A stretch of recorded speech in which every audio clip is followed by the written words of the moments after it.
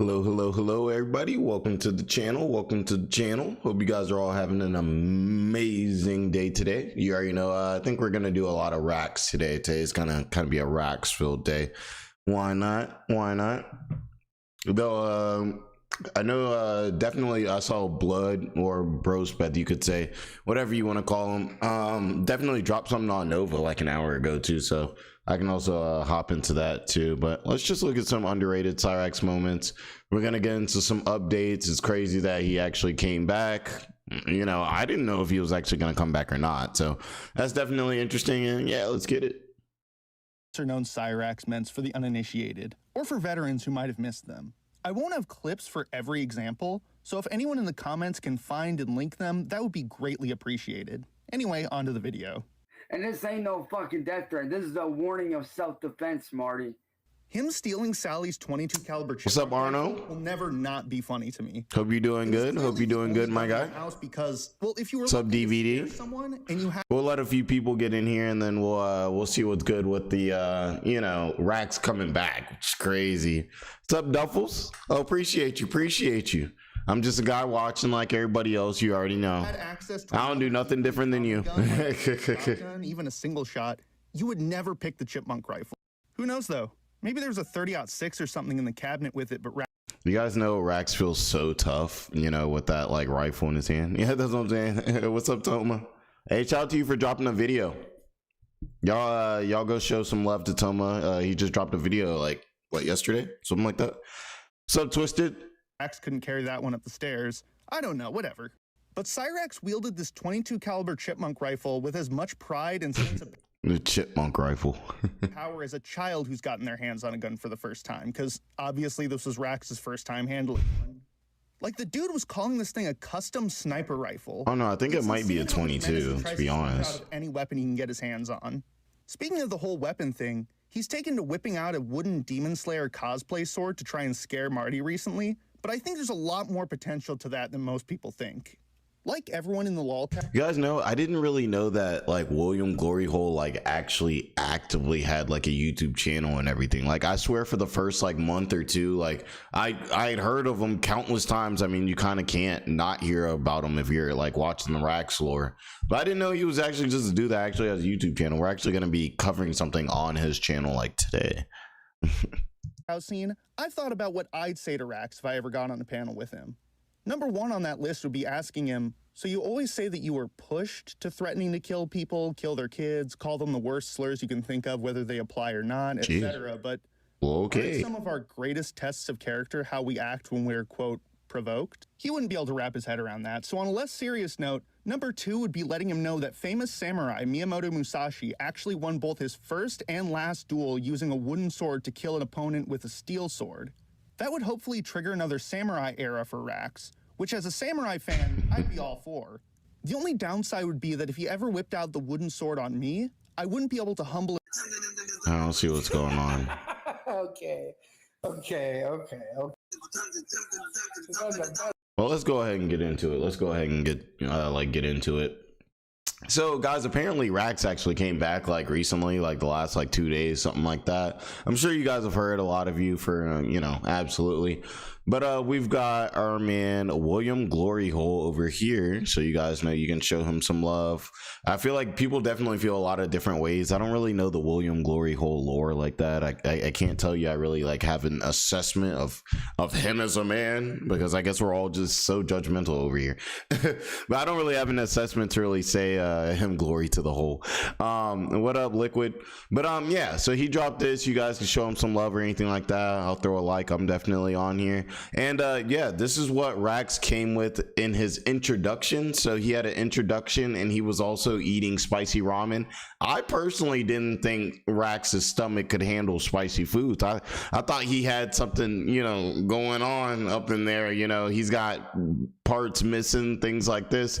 I just didn't think spicy worked for him. But we'll see how that goes. What's up, veteran? You can expect on this channel some pretty cool stuff. Not only guys, and he's back with his name Soren Black. I don't know where that came from, but yeah, that's what he's rocking right now. It's your typical run-of-the-mill average alternative gothic gamer here. I'm your host, the one, the only Soren Black. Allow me to introduce myself. First off, my name is Soren Black. Welcome to the channel, guys. He really probably thought nobody would find him just because he used Soren Black. Like he isn't an extremely identifiable person. Probably his rapper name. Yeah, could be. Yeah, I missed what was there? There was the DJ Shadowblade. Like I missed the crazy ones, like the the ones that sound like vampires or something like that. Great time. DJ Vlad. That's what we I need. hope you guys are having a great day, afternoon, evening, wherever you guys are at. I hope you guys. Is he technically a PDF? Yes, I believe so. Healthy and staying hydrated and eating a lot and staying hydrated. And I think he's been caught doing a bunch of weird stuff. Yeah. I still don't know his lore. I still got to get way deeper. What you guys can expect. Like Nova, it's like I could send you a manila folder on, his stuff. Like Cyraxx, I'm kind of like, yeah, I think he did something weird like back then. Like, I mean, I know Cyraxx is kind of terrible because I've watched enough of him to see how he like treats people and interacts with people. But like, yeah, he said, don't let his looks fool you. On this channel is some pretty cool stuff. Not only am I a gamer, I also do vocal covers. I do guitar covers. I do all. He's super talented. You guys should definitely check out his work sometime. You will not be disappointed. And you guys know I would never steer you astray. Kind of stuff. I also do reactions and challenges. Like you guys saw in the last video. Not an ad. My fiance was actually awesome enough to actually film that whole thing for me so that I could give it to you guys. Y'all know the craziest thing? I need to turn it off. I actually have YouTube Premium, not only on this account that we use to make this content, but I have it on my other account, which I use to like watch TV and stuff, which is literally the same exact content because I tell you guys I watch it. So it's literally like racks and stuff over there. But yeah, it's bad. I'm actually paying for 2 YouTube Premiums. That's ridiculous. Okay, that's ridiculous. That's like Tophiachu with her subscriptions, and she ain't even got a home. She ain't even got a TV, but she got TV subscriptions. So, shout out to my fiance for that. I truly appreciate you, baby. I appreciate you recording that for me. Their fiancés already? So thank you for that, baby girl. But what you guys can expect from this channel is quite a bit and a lot of fun stuff. You guys can expect everything from gaming, challenges like I did the other day. Me and Jordan or Rax, all I know if it has anything to do with winning and it's me and Rax, I'm winning. With the spicy ramen challenge. Same with Gage Gabriel. I'll take it. I'll accept any challenge. It'd be like we're playing the racing game. It's like me. Just imagine it's me versus Rax. I just gotta prove that I can beat him. I'm just like, yeah. I'm doing a karaoke versus Nova. I know I could dust Nova on karaoke. It's terrible. You guys can expect guitar covers, reactions, and it's all around fun stuff, man. Like you guys can expect a lot, which I'm super excited for. Violin, I get that too. That's why I can't really like buddy trolls. It's kind of tough. There's got to be something to it. We'll be doing live streams. I really rather say like don't even touch it, don't even be close enough to be around to even smell it. But like if you are, then like I mean, if the person's sitting around for a year feeling happy and satisfied with themselves, it's like what did you do? You made a terrible person feel happy and satisfied with themselves. And the thing is, a lot of people will actually potentially fix their life if it's not going well. That's the number one motivator for people to get their life together, is terrible things happening to them. If you ain't got no money in the bank account, you're gonna get real motivated to get a little money to pay that rent. If you get thrown in jail and you don't like jail, you're gonna start making a lot of lifestyle changes to make sure that you're not back in jail. For gaming, you guys can expect everything from old school Pac-Man, Mario, Zelda, all the way up to the newest stuff, to like Fortnite, the new Forza Horizon 6 when it drops, which I'm super excited for. Can't wait for that. You guys can expect everything. I will be playing games like Resident Evil. One of my personal favorite games, honestly, that I've played multiple Not Pac-Man. They be ruining everything. That I would like to live stream is the Life is Strange game. I'm a massive fan of that series. It's one of my favorites. Absolutely love that series. I'll be playing stuff like that. On the music side of things, you guys can expect me to be doing DJ sessions, live DJ sessions using my. Oh, you already know we would be in there. We'd be in. Dun, dun, dun, dun, dun, dun, dun. Imagine like Rax is like, Rax is the DJ and he's just got like his headphones and he's just like, dun, dun, dun, dun, dun, dun, and we're all just in there and there's just Rax juices just flying. You get some on your skin, it just starts burning you. We're like, oh, we lost Billy. The party goes on. Oh man, don't get that Rax juice on you guys.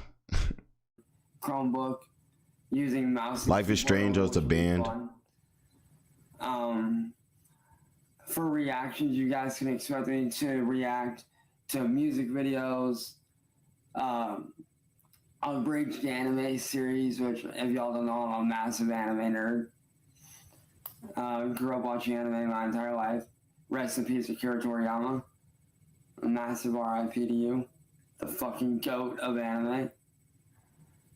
I need them animes too, y'all. Like I love obviously like animes with action. I've seen the classics, but I haven't gone too deep, you know. So I've seen those, you know, obviously I've seen the Naruto, like the Attack on Titan, the Hunter x Hunter, you know, that type of stuff too. But you know, I be wanting to not just action ones, I be wanting drama ones. Y'all know I'm a soap opera type of guy. You know, that's the one that's the one soft thing about Jay Bowens. Is Jay Bowens, I will really get into some drama. Oh, I know he was dating who? Oh, she slept with. Oh no, she like. So y'all let me know. Fearing. I don't know how to say that, but okay. I'm gonna have to peep. Absolute freaking legend. Y'all know the craziest thing? I watched this one called Lovely Complex like all night. I was just sitting there. I had me a few beers and I was like, just like eating like popcorn or whatever various snack. It was probably wings and watching Lovely Complex. Like the guys were judging me for so long. You guys can expect stuff like that. Vocal cover wise. Yeah. So for me, I really Duffel, for me a big thing is like I said, I got off the couch and came over here. So like for me, like the headphones and everything, I can do that and I probably will one day because you really should. You should use headphones. What I don't use headphones. I actually have you guys get the audio through the computer itself and I keep it like slightly low enough so that the mic will try not to pick it up. Because if it does, it'll bleed, which there will always be some type of bleed from this. You're never going to be perfect. Use headphones. Don't be like me. But yes, that's how I do it. You guys can expect me to do everything from Linkin Park. I'm gonna check that out. Maybe tonight. Suicide Silence. What's up, Morty? Some hip hop. Appreciate you. So that'll be fun. Guitar covers, pretty much all genres, everywhere. Everything from NSYNC, Backstreet Boys, all kinds of stuff. So you guys are gonna get a modern metal take on a lot of old school stuff, which I'm super hyped for. So there is that, which I'm super stoked for. Can't wait. It's gonna be fun as hell. But yeah, you guys can expect a lot from this channel. Bro be fully clothed in his house. Like I don't know about y'all, but I don't know, it may be too much information for the people. If when I'm by myself, nobody knows what's going on, anything like that, y'all, I'm walking around in boxers and stuff. I'm just keeping it a stack with y'all. And I don't think that people got to be on that. Throw on a t-shirt, some shorts, something like that. But I'm like, Cyraxx, he's got his whole sleeves, he's got his hat. Like it'd just be hot. Like why you got on all that in the house? Like I don't really even see the point of wearing a hat in your own house by yourself. You know, I guess maybe for the stream swag. But I'm like, man, all this, like I'd be hot if I had hand covers, whatever they're called. Also, what is that called? I mean, obviously they're gloves, but if they're like gloves that like come down to your like elbows, like is there a word for that?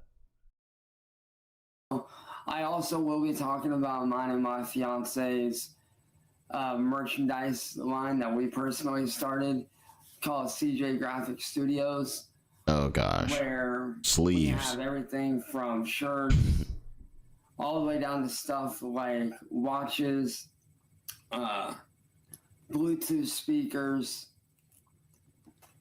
wireless chargers. We got all kinds of stuff in the merch shop. So I will be dropping that in the description as well for you guys to check out. So that'll be fun. So if you guys are a massive fan of anime or 90s style aesthetic stuff, that's kind of what the brand is based around of, is that old. Imagine like being banned on like every streaming platform and trying to like come out with merch. Like, I don't even know how you would endorse it. He's just, I don't know. There's just such a level of entitlement to a lot of these people. It's like Nova. I'm like, bro, like, I don't know. I guess people actually buy the Predacords, but I'm like, yo, like, why would you think that somebody want to buy this product specifically for you? Me, honestly, if I'm taking a product and then just slapping the J Bone's name on it and then just selling the exact same thing, then I feel like I'm doing a disservice, unless people are like, I specifically want that J Bone's edition. You know what I mean? It's like, gotta respect the hustle though. I feel that. Hey, Nova, I can tell you he be hustling, but I'm like, oh gosh, I just can't. I'll do everything in my power I can to tell people not to buy it. School vibe, bringing that old school 90s Japanese anime culture back to the forefront where it freaking belongs. We got a lot of that. We got some car-based stuff for all my car guys. Oh, guys, hit them likes too. Let me see. I got you. Car-based wireless Bluetooth speakers for you guys. Hopefully you guys like that. We have wireless chargers. We got watches. We got all kinds of stuff in that merch store. So I will be dropping the link for that down below. I'll drop all the socials for that down below as well. But yeah, that's basically what. Not doo-doo feces of paracords. It's true though. And hopefully you guys do enjoy it. And I hope you guys have fun. And yeah, it's basically what you guys can expect on the channel. So with that being said, I'm out of here. I got stuff to do. All right, let me know how y'all feeling about this. How y'all feeling about the intro? His intro, like his comeback. 1 to 10. I'm gonna give it a. You know, he kind of let us know what was good, everything like that. He had the fit on, kind of. You know, I'm gonna give it a 6.5. Is it 6.5? Something like that. I got videos. It's like, I'm gonna give it a 0 because the Cyraxx juice. Record for you guys. And yeah. What's up, Leviathan? I will catch you guys on the other side when I'm streaming and gaming, man. Fucking love you guys. Stay humble, stay positive. Keep being yourselves. I fucking love you guys. What's up, old man Pisses? I actually didn't see your message up there. Yeah. Oh. Told you, it's really a scary movie every time you talk to see this, man. Out of here, y'all. Look at that again. Peace. Yeah. That's now, if that's a Cyraxx out, if I don't know about one, you know what I'm saying? All right, let's see here. All right, so basically Cyraxx made his return. You know, we saw that was a little crazy. He came back, he had the fit ready. You know, he's been waiting for a minute. You know, Jackie finally let him off the leash. Maybe she didn't. Take a shot every time Cyraxx says. With that being said, sounds like a fun game. Also, take a shot every time you hear me say like or you know, that'll get you smacked. That'll get you smacked. But all right, let's see. So Cyraxx is over here doing a spicy ramen challenge. I thought that was crazy because y'all know we actually do spicy wing challenges over here sometimes. Maybe we'll do one. Shoot, if we can make it to 5K, that would be crazy. I mean, it's crazy we already made it to 3K. Thank you. Shout out to y'all. But yeah, he's doing a spicy challenge. I want to see how this works with his stomach, because I don't feel like he's got the organs and things going on in there to handle this type of food. I just don't see this going well, but let's see what happens. Appreciate you, Arnold. He said Cyraxx juice is devoid of any and all minerals and vitamins, and he had to hit the upside down face. It's facts. It's facts. Honestly, you could just think about like it's like some type of acid. It's like volcanic molten lava. It's just one of those things where it's like we could learn more about the Cyraxx juice, but at that point you touching it, you interacting with it, and like, you know, I care about y'all over here. Like we can't lose one of y'all because y'all wanted to figure out and see what the actual Cyraxx juice was. If you're that close, it's not going to be good for you. I don't even think you gotta touch it, honestly. The fumes from it, if they get in your nose, like, you might be cooked. Like, you might be cooked. Let me say, Rax is gonna crap himself again. But thank you, Arnold. Like, thank you. Shout out to you, man. Shout out to you. I am doing the spicy ramen challenge, which I know I'm super late on. I got my fiance recording. Oh, too, I think this, I haven't seen it, but, you know, I think there's a little, like, that he has, like, in the background, because, you know, his content's even worse than mine. Yeah, I'm sorry for that, and, you know, if that ends up being too much, y'all let me know. What's up, babe? This is gonna be interesting, and I am using the Dragon Ball Z bowl that I picked up from Ross for like $12 with chopsticks. Oh my gosh, cold ramen noodles. Ugh. And as you can see, that shit looks hot. So if you guys do want to see more of this, here we go. I got iced out milk on hand. I got iced coffee as well. So I got the fan on just in case. Oh, this is gonna be hot. But here we go. And I am using chopsticks for this, the traditional way that you're supposed to. So let me wipe these off real quick because I was mixing with them. Yeah, let me make sure to wipe off those chopsticks that had the sauce on it with the noodles that I'm about to eat. Okay. Alright, so here we go. And I'm going to try to finish all of this, y'all, so this is going to be interesting, so here we go. I can't eat cold ramen. Cold noodles maybe, yeah, but not like ramen that was hot and then got cold. That's crazy. Alright, and it's going to get a grip. But I'll pencil that shit.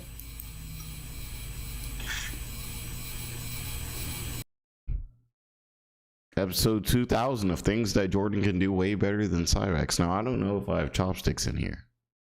I could go look, but I feel like that's going to waste y'all's time. But y'all know I can use chopsticks better than Rax. I'm just racking up W's.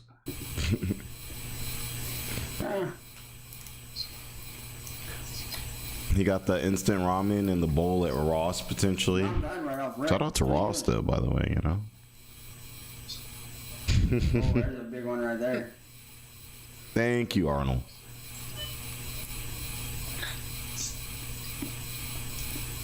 Well, let me move this for you guys. Oh.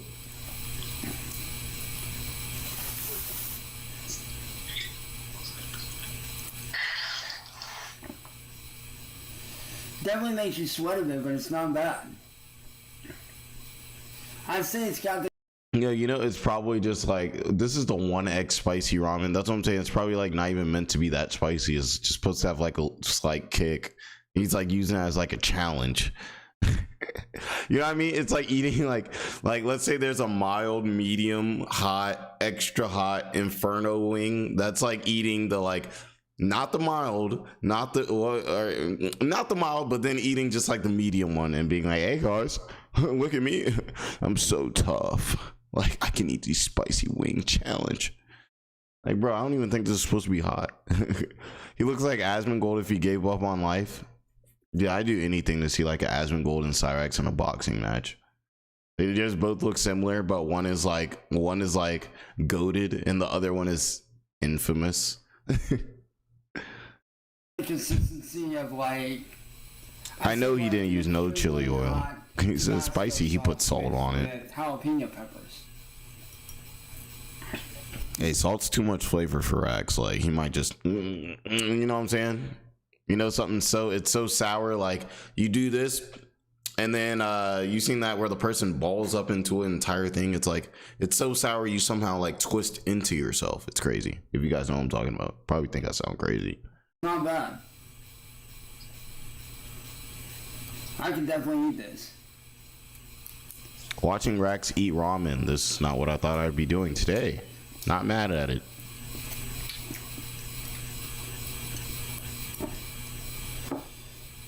This actually isn't too bad.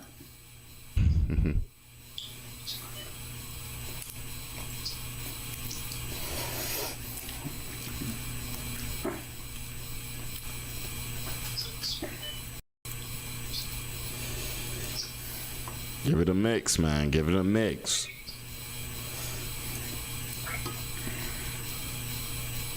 Yeah. Bro can't even pick it up, man.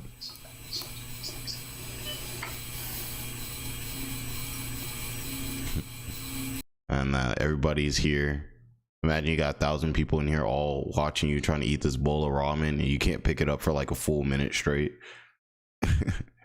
Yeah, he's becoming Nova with the eating content. No one asked for this. Like, I can say I do prefer Gage Gabriel's eating content over the karaoke stuff. Like the karaoke stuff, I can't stand it.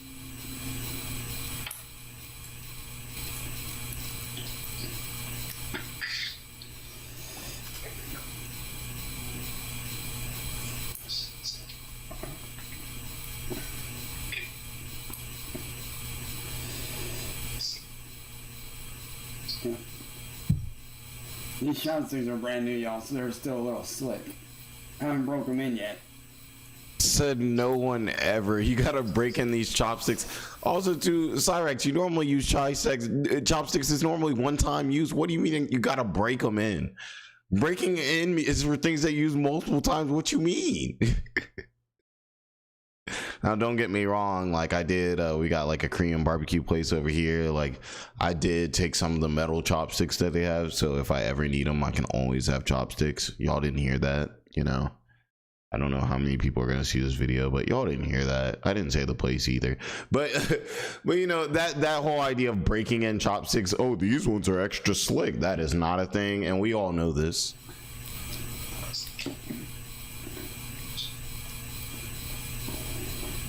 Bro just can't eat with chopsticks. At least he's trying. Alright, so change of plans. Gonna switch over to the spoon real quick just to make it easier. Oh my gosh, not a fork, a spoon? Here we go again. They're not wanting to pick it up, so one moment. Where's the...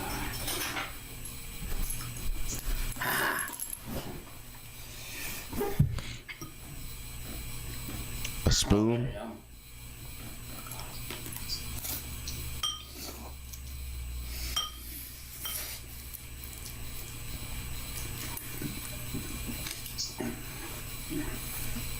Bro, gotta be kidding me, man. It isn't bad, it's just spicy. Oh. Like, just makes you no music biz. I know exactly what you mean by that. Hope you're doing well today, too. And that's nasty. That's crass.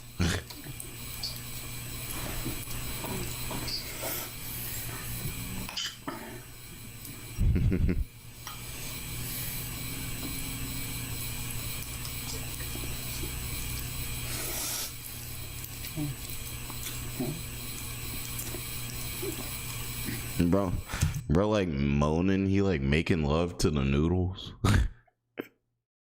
Ugh.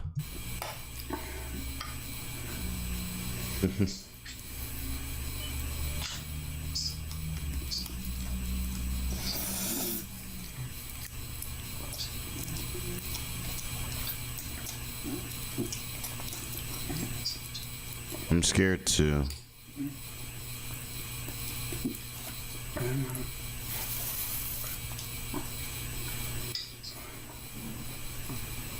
I'm sweating a bit, but it's not bad.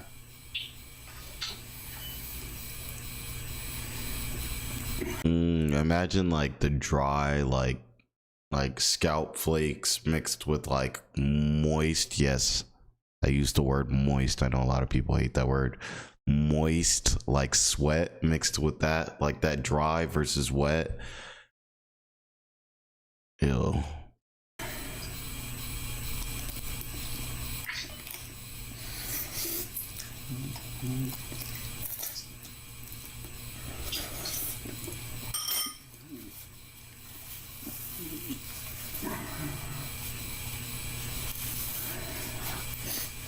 I'd say it's got the consistency of Cholula's hot sauce, but a little bit hotter.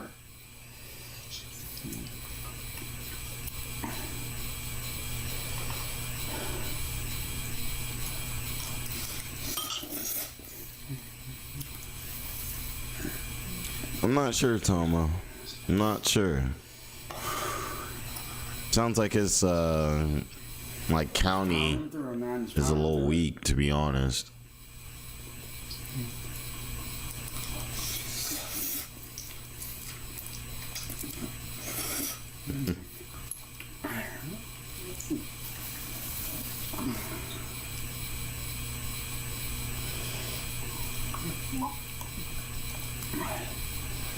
To my fiance who is currently watching this, give me a thumbs up or what do you think so far?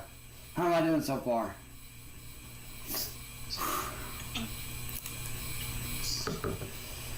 Whew. Word of advice, y'all, always have something like this ice milk on hand.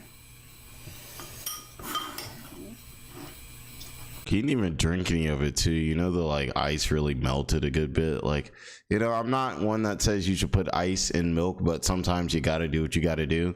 But you should at least try to drink it like a little quickly so it doesn't just melt into milk water, which is gross. Oh, not sludge. Okay.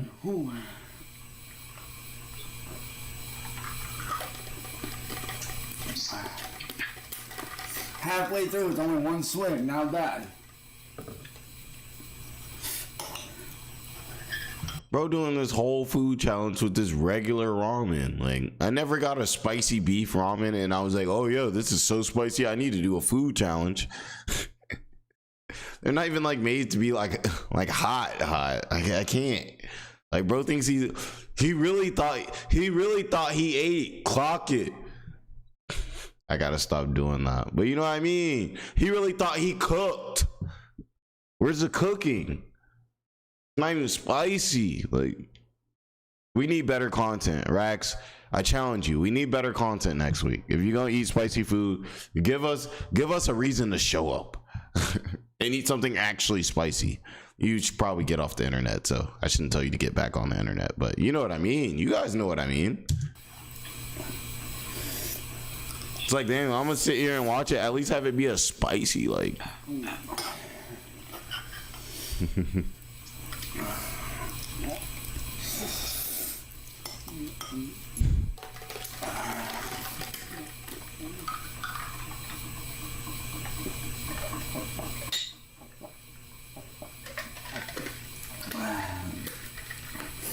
Grandma's stomach for the last ride here.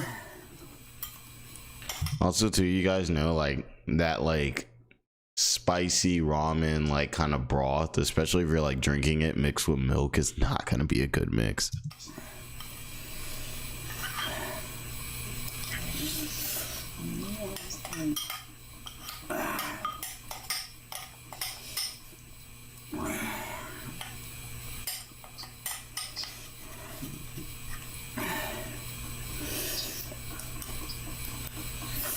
Oh, by the way, guys, we're gonna start being on the Talk and Twitch too as well. We actually started out on all three platforms and I just kind of stopped, but we're gonna get back on that too. So probably won't mean much to you guys because might as well stick over here on YouTube. But just letting you guys know, yes, why would you put milk? Like, all that on your stomach at the same time is sick work.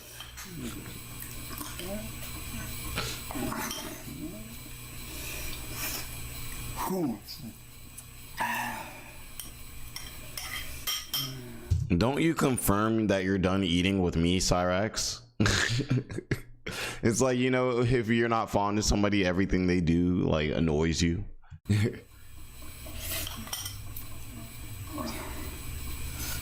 Not bro finna make cheese.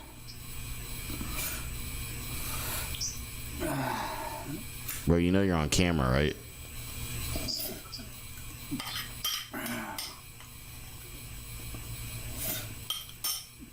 And done. I don't see it as finished. Whew.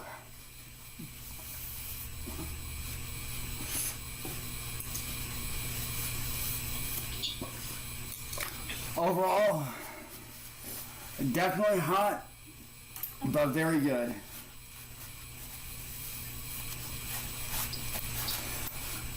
Me personally, I don't like the flavor of those noodles, like the buldak ones. I normally just eat the normal, what is it, the Mardichon ones. I'll eat those, like the chicken, the beef, the steak ones, and then I'll add like my own hot sauce to it. And that is Spicy Ramen Challenge knockout. Peace. Cotton 144p. All right, y'all.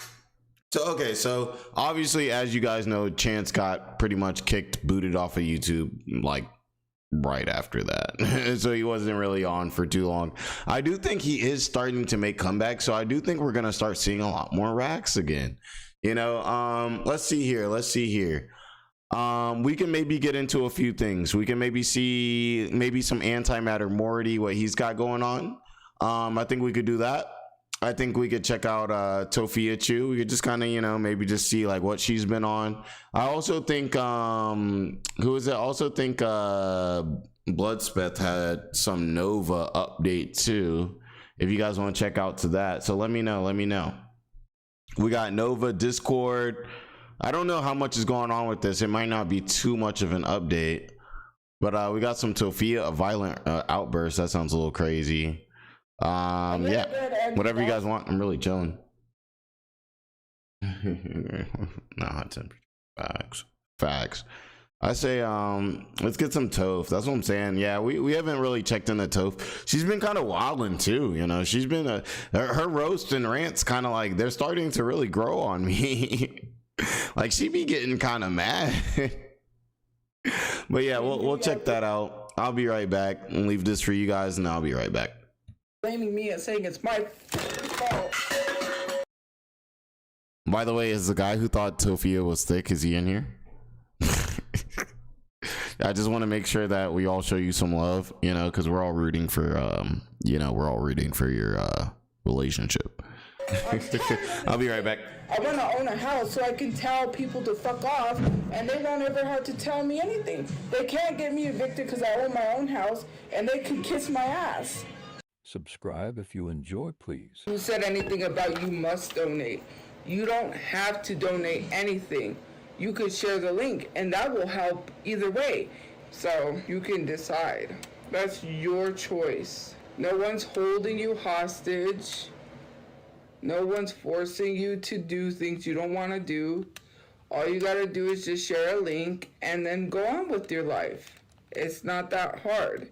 It's not a Stanley Cup. It's literally from Temu. It's not Stanley Cup because Stanley Cup is supposed to be boycotted. And Stanley Cup is really expensive, but people are supposed to be boycotting Stanley Cup because people get collaborations because they don't speak about anything that is important, something that's going on with Palestinians. That's why certain people have brand deals, and also because they have managers. You know why people have managers? Because they are not outspoken.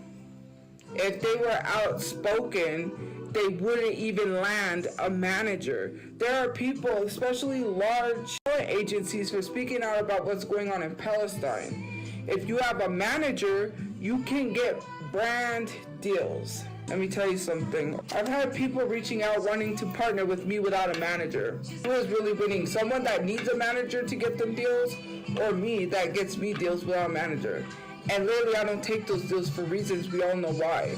Because then they'll get harassed, and then they'll say they no longer want to work with me, so I gotta work on clearing my name. And I'm not focused on that right now because I'm focused on getting a place to live. With large companies, I've gotten affiliate links and etc. I know affiliate links are kind of easy, but to be totally honest with you, like doing things without a manager, let's be honest, that's a hard in of itself. To literally be able to do things without managers or someone behind you and actually get deals, that's very hard. It's not easy. They don't just reach out to you because you have a large following. It involves engagement, it involves interactions, it involves your analytics. The views on my What if all the people watching like can't stand you? I can't imagine it'd be really good for an advertiser. Like let's say you're like Nova, you know, you have 300k, or Tophia, you have 300k, but like I don't know, 298,000 of those people can't stand you. Me personally, if I see a brand endorse Nova, I'm no longer like messing with them. Like, you know, even the little things that he likes, I'm like, Nova likes that place. I used to like that. Like, I used to like that anime. I'm not watching that. Like, and I'm trying not to do that because I can never let him affect my life. But you guys know what I mean. I mean, I highly doubt brands are willing to pay any type of money out, you know, for people that are infamous like this, you know, unless they just don't know. But I feel like they'll figure it out within 1 or 2 campaigns. Video that are pulling are the reason why you can't just have a large following and have a dead page. They will not interact with you if your page is not pulling views.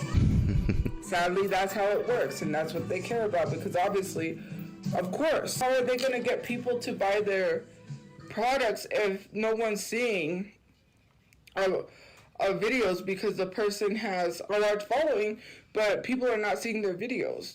I shopped on Shein a long time ago. Well, that doesn't make sense. If you have a large following, it's normally because people are seeing your videos. But hey, you can get shadow banned. That is a thing. But I haven't even shopped on Shein, and I shopped Temu once. But literally, I can't afford stuff. I'm not gonna talk about that because that has nothing to do with me. And again, people just want drama and want things to be messy, and there isn't going to be here. I don't know. There's a whole bunch of other things. This isn't about pertaining to a specific person. I don't know why people...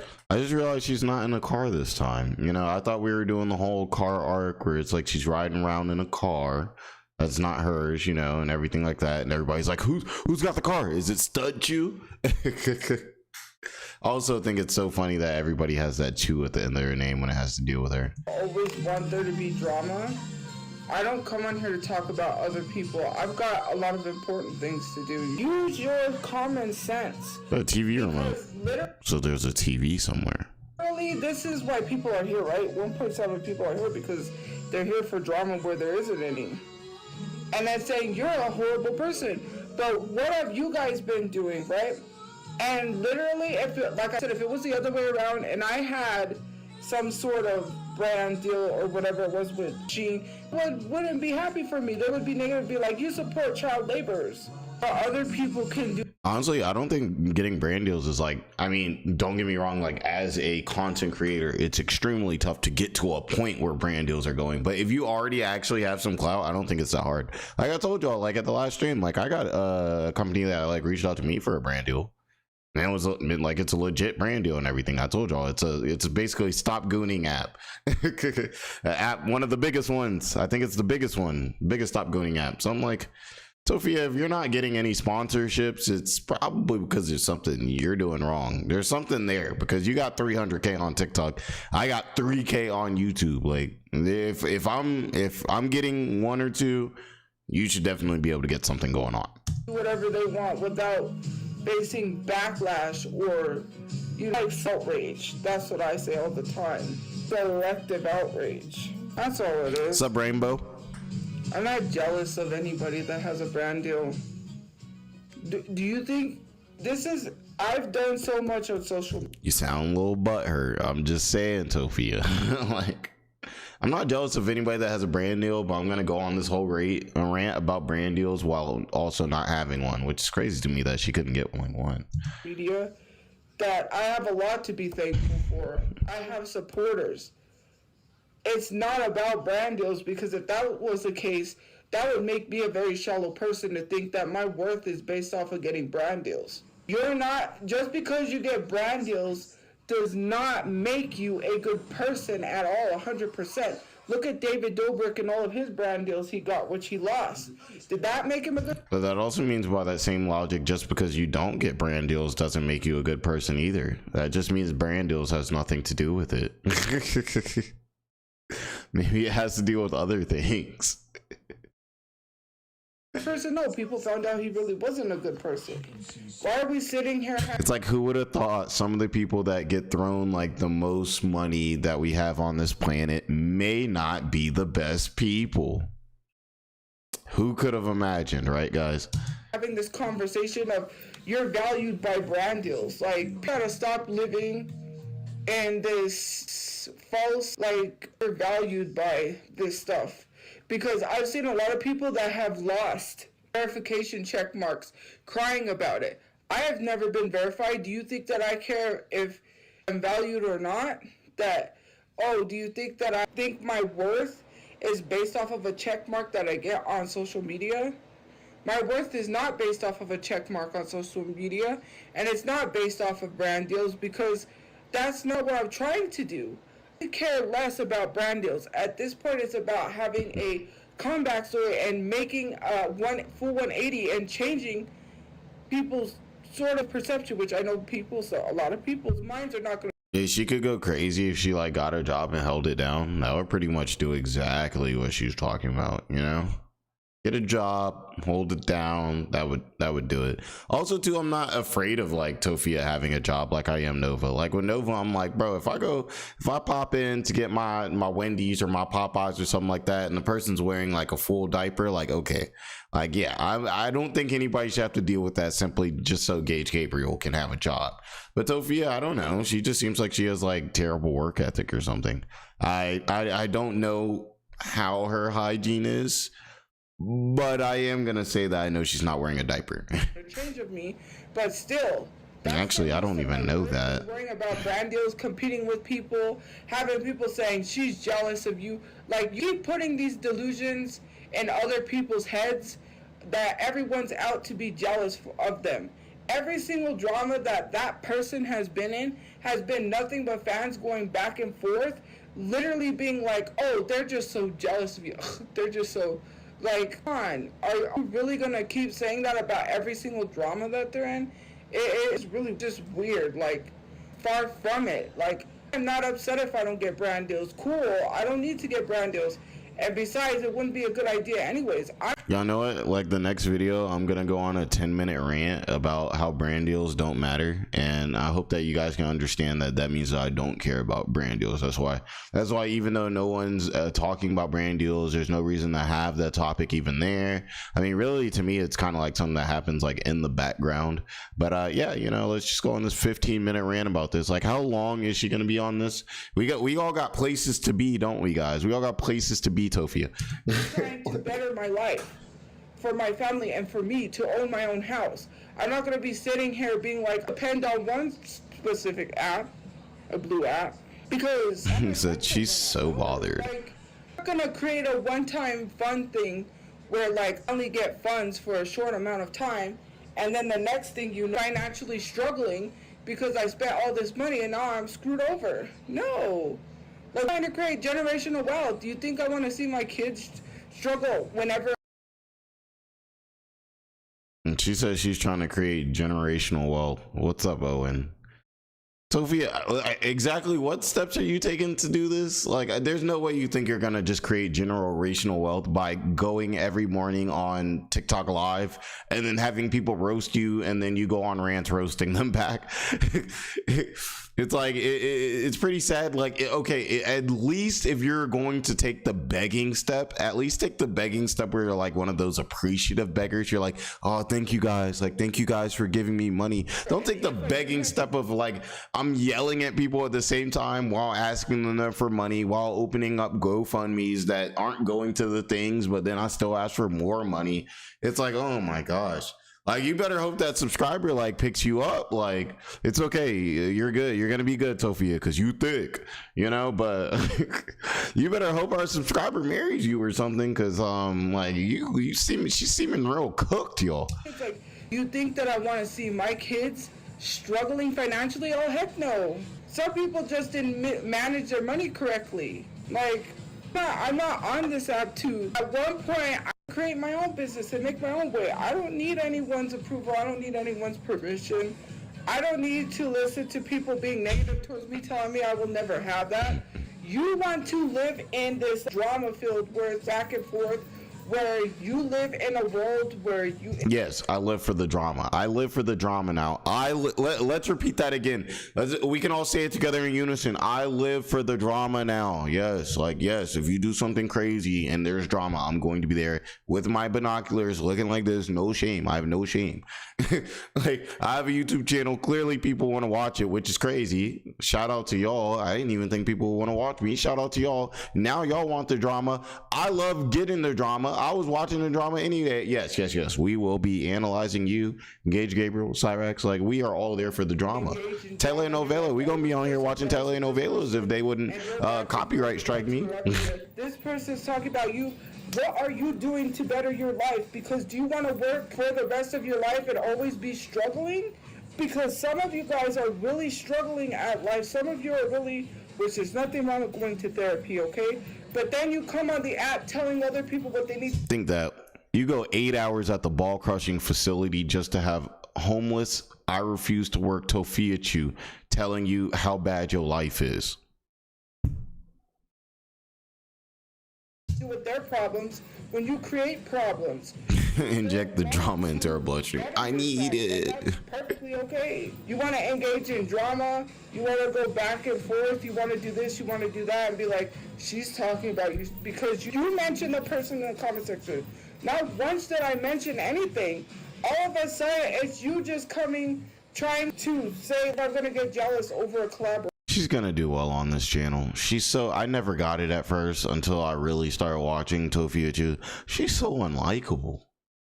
She's just awful. It's like she's one of those people who just doesn't know. Like, she doesn't get why she's not invited to the party. She doesn't get why she's not invited to the party. No one wants her around because she's gonna ruin the whole time. But she thinks that everybody else is the ones being mean and terrible and everything like that. Whereas basically everybody just want to have a good time and you're just annoying.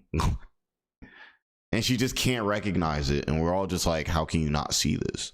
Let's be totally honest. I'm not valued by a collaboration. Hey, shout out to y'all, Toma. I don't care. There are people that are... That's tough nowadays, man. That's real. Good stuff. Most of us that do more than people with a large following. Remember that.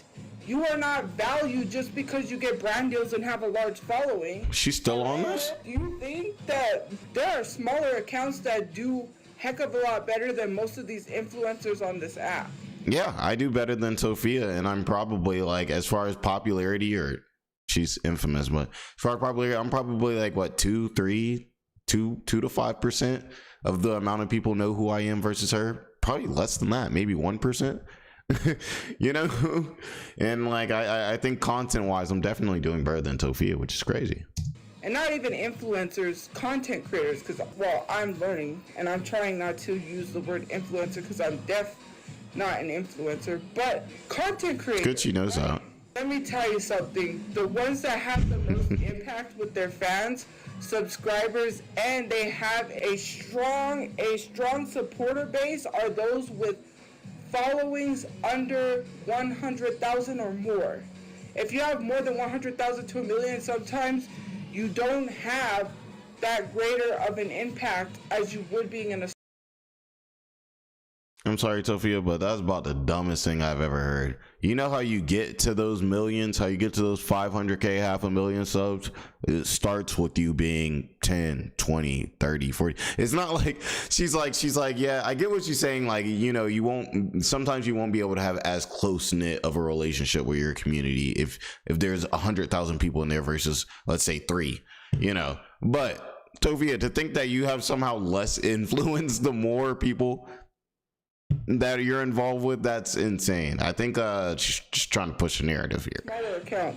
And just saying stuff. Just goes on live and just starts saying stuff. Can't you see she's working out by moving her arms? It's the smaller accounts that have the most impact over the bigger accounts. Because a lot of these bigger accounts don't really do much of anything. They're silent. When people ask them to do something, they can't even take the time to use their platform to speak up. But they could talk about other people. They could talk about drama, they can bash people, they can do all of that, but they can't literally speak. Also, the stakes are higher. I mean, if your channel gets a lot of views and you drop like a BS video, it's going to really, like, it could result in your next video getting tens of thousands of less views. If you're a person who has less than 100 subscribers, that's fine, but you get to experiment, you get to play around, you get to see what works. That's what I did. The less I have, the more I get to experiment. Right now I can experiment more than I'm gonna be able to experiment in the future. That's just how it works. About what's going on in other places where they asked us More Pegasus. Shout out to More Pegasus, man. The legendary series. Beside, y'all wouldn't be telling that person, why are you supporting that? Considering the fact that they go to Starbucks still. But, which I don't like Starbucks or coffee, but if I was to go tomorrow and be like, oh, I'm gonna go get me some Starbucks, y'all would be up in arms. Yeah, like, which I wouldn't. I definitely would not, but let's just be totally honest. That's nasty. They literally had a profile picture of someone's wiener. TikTok, how is that allowed on here? That's straight up corn. Someone's random wiener. I needed to see that. Saying, look at my PFP. Wow, so funny. So original. Boo. That's middle school. Jeez. Deal with that. Still went to work. That's like middle school boy humor. And Toph ain't got no job. We already know why she ain't got no job. She don't want one. I'm not turning anything public. Sorry. Either pay or you don't.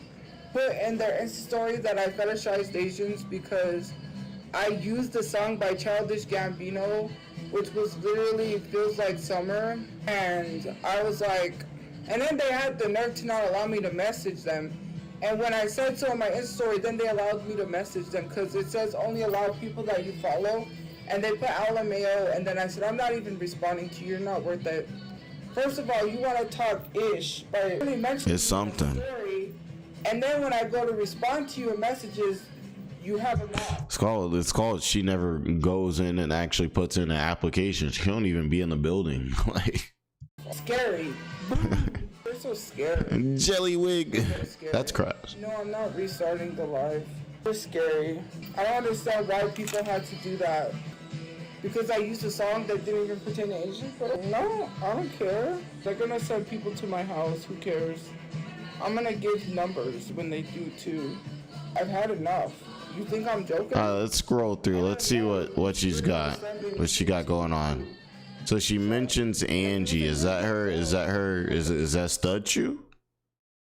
Studchu? Yeah, let me walk these people. Be more smart. I didn't give away my location. My location was already given away by Angie. I'm sorry. I hate mentioning that name because then she messages me and harasses me. But she gave it away. And then she tried to say that she didn't. She tried to lie. When she filed a restraining order, she literally had our address and room number. Oh, wonder how she had that. That's really weird. She messages me on Instagram because I unblocked her, and I'm just and sometimes I do respond, but sometimes I just leave it there for proof. That is further proof that you're harassing me. You're not helping me. You're right. Angie is Brother Chu's ex. That's right, Leviathan. Thank you for elaborating on that. Now that you say it, like it clicked in my mind. I was like, that makes sense. Yeah, Queen Eve. Shout out to you. Shout out to you. Appreciate you too for telling us that. He left it there.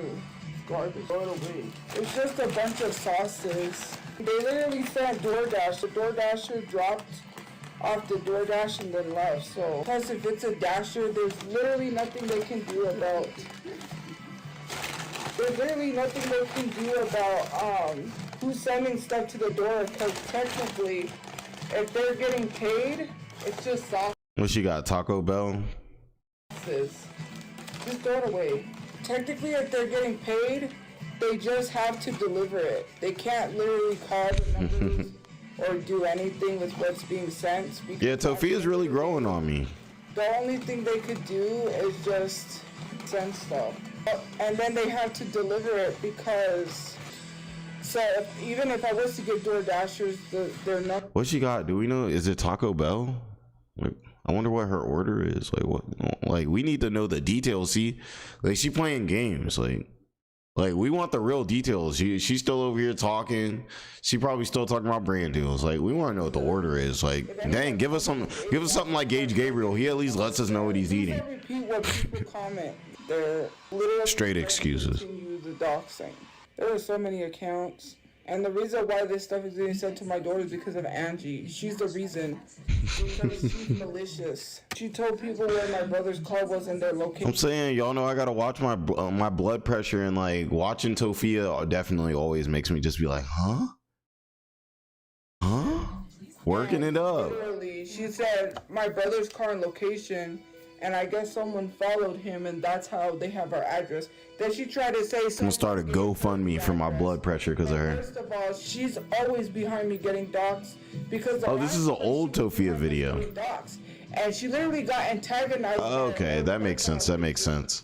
First DoorDash order. Who she literally got baited into walking up to our door and doxing us. Oh, that was very dumb of you. I wonder who was behind that account.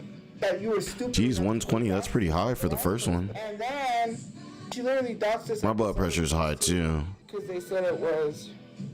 No, I can't talk it out with Angie because the judge said to stop talking about each other. But clearly it's like one day to encourage us all to get our like blood pressure checked and everything. I'll do a live blood pressure check of Jordan Bowens. We'll encourage everybody to get checked out. She can't because she's in comment sections talking about how none of my family members ever had a job, which of course my mom's disabled and was fighting disability. Oh, 120. I don't know why I was thinking way higher than that. That is the norm. That's true. That's a good blood pressure. She's hard of hearing. If she would have went to work, they would have said that she could work, even though she can't, because she's hard of hearing. And my dad has bipolar, but he still was going to a job where it was commissions, but he wasn't making enough. And he also said that he would lose blood pressure reveal win. So that's why he didn't. Really, pretty much we could do it pretty much anytime. He wasn't making enough anyways. It's beyond talking it out with her because I'm not giving her. Let's put me on like a boogie, like you know how they had the like fat camp thing. We should put me on like a strict diet and make sure I'm in the gym, and then we'll do the blood pressure reveal. I don't know how much I need. Give me like two weeks to a month blood pressure reveal. We should actually just start with it like now and then do it again like in a month. That would be cool. And it's more than just pushing. Y'all gonna see how much damage these wings be doing to. There are certain things that I just can't say. He's gonna get in trouble for that because there were probably kids at this event where he was being reckless. That'll be good. I'm actually getting a lot healthier, slick. So many accounts that I had. Still eating too many wings. It's crazy. This girl has literally been stalking me and my family for the longest time, and I'm frankly over it.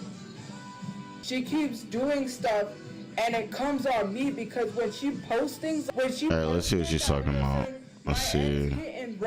Extreme projection. Someone who doesn't have no friends and only has one guy that literally goes to round one and spends his money and begs his uncle to pay for a room and leaves me with no money and I can't even pay for a room. Imagine not having a job, having no money to pay for your room. So my work, hope your blood test and everything goes well. His hard-earned money and literally goes to round one first before he literally pays his rent. Could never be me. Imagine depending on a man that leaves you stranded high and dry while he begs for money from his uncle to pay for a room you're staying in because he doesn't want to grow up. And when I spend money, I always make sure I have rent for my room. I paid rent. I'm like, where are you getting this job money from? Is this how this works? Everybody's just grabbing money from like the lowest like person further down the line they can. It's like Tophia's getting money from a man that's getting it from his uncle. It's like, where's the uncle getting this? Like, is the uncle getting this from somewhere else too? Like, and then you know, there's just one poor soul all the way at the end of the line that's actually fronting the bill for all these people. Sad. That's crass. Last time, because let me tell you something, right? I'm jealous of someone that has literally no job, got fired for touching students, literally hangs around with a boy that literally drives recklessly, can't even has cars. Let me tell you something. It was a blessing that my brother got her cars that she literally didn't even drive. You know what? She got so mad, he better not give her that car.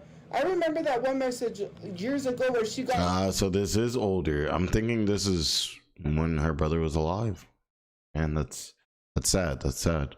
mad saying More she's burpees not and getting my bicycle friend. crunches. So you gotta Okay, kinda sit there okay, and okay. you don't even I've been go doing to some more bed. jogging, obviously watching the salt, you know, cutting down on the wings slightly a little bit, you know, but really getting moving a little bit, everything like that. You were even lucky that my brother Just being got more these conscious of it cars. for sure. Let's talk about how you want to be everybody else but yourself. My brother got a Mustang and all of a sudden now you want a Mustang. You want to be like everybody else. My mom literally actually had a stillborn, a baby that was lost, and now all of a sudden you have a baby that's lost.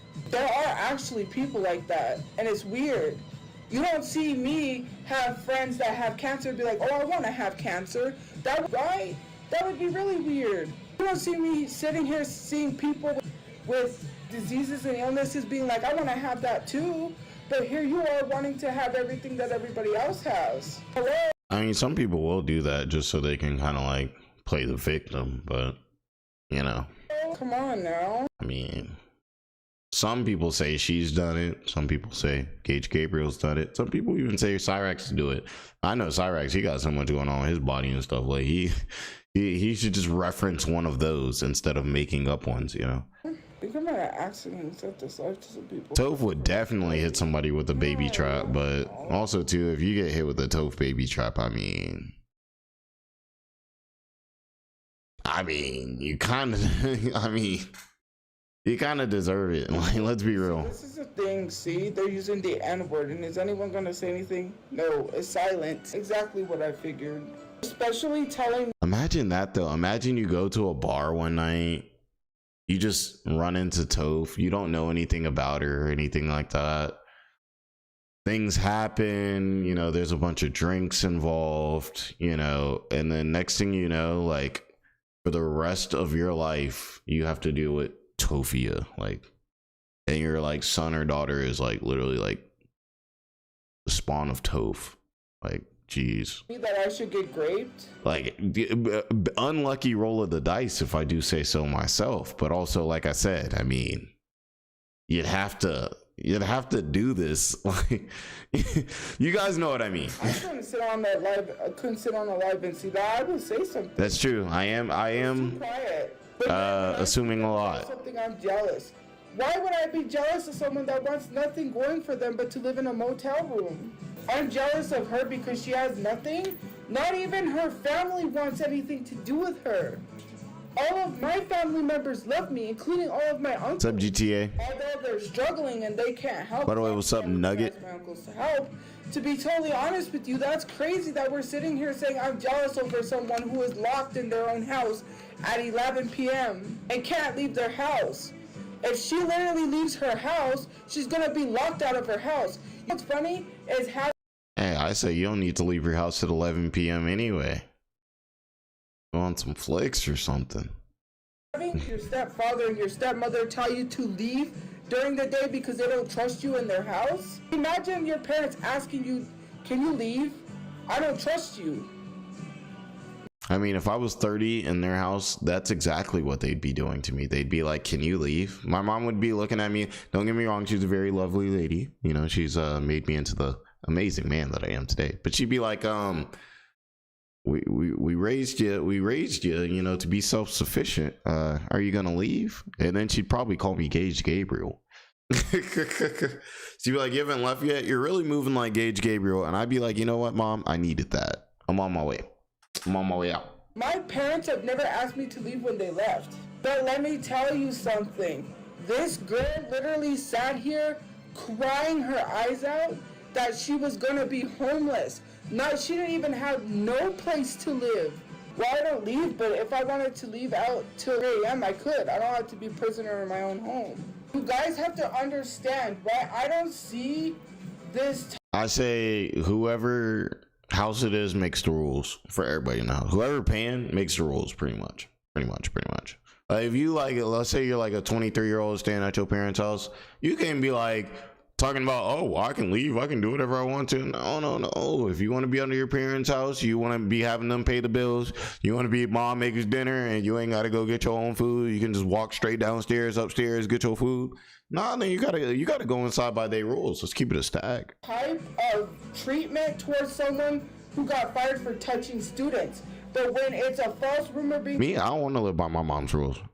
I don't want to do it. I know I don't want to do it. That's why I got to get up out of there. It's okay to not want to live by your parents' rules. You just get up out their house. spread about me being a predator, everyone jumps on this wagon of calling me a predator. But where's the same energy for this said person? What about going on live, admitting to stealing my Android? What about going online and admitting to stealing my Android because they're too broke to get themselves a phone?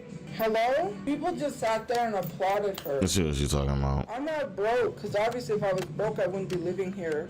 She got a 7th grade reading level? Just because I have a 7th grade reading level, reading is different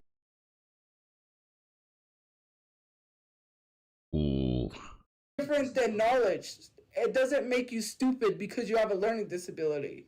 I'm not stupid because I have a 7th grade reading level, and I feel that's what people think.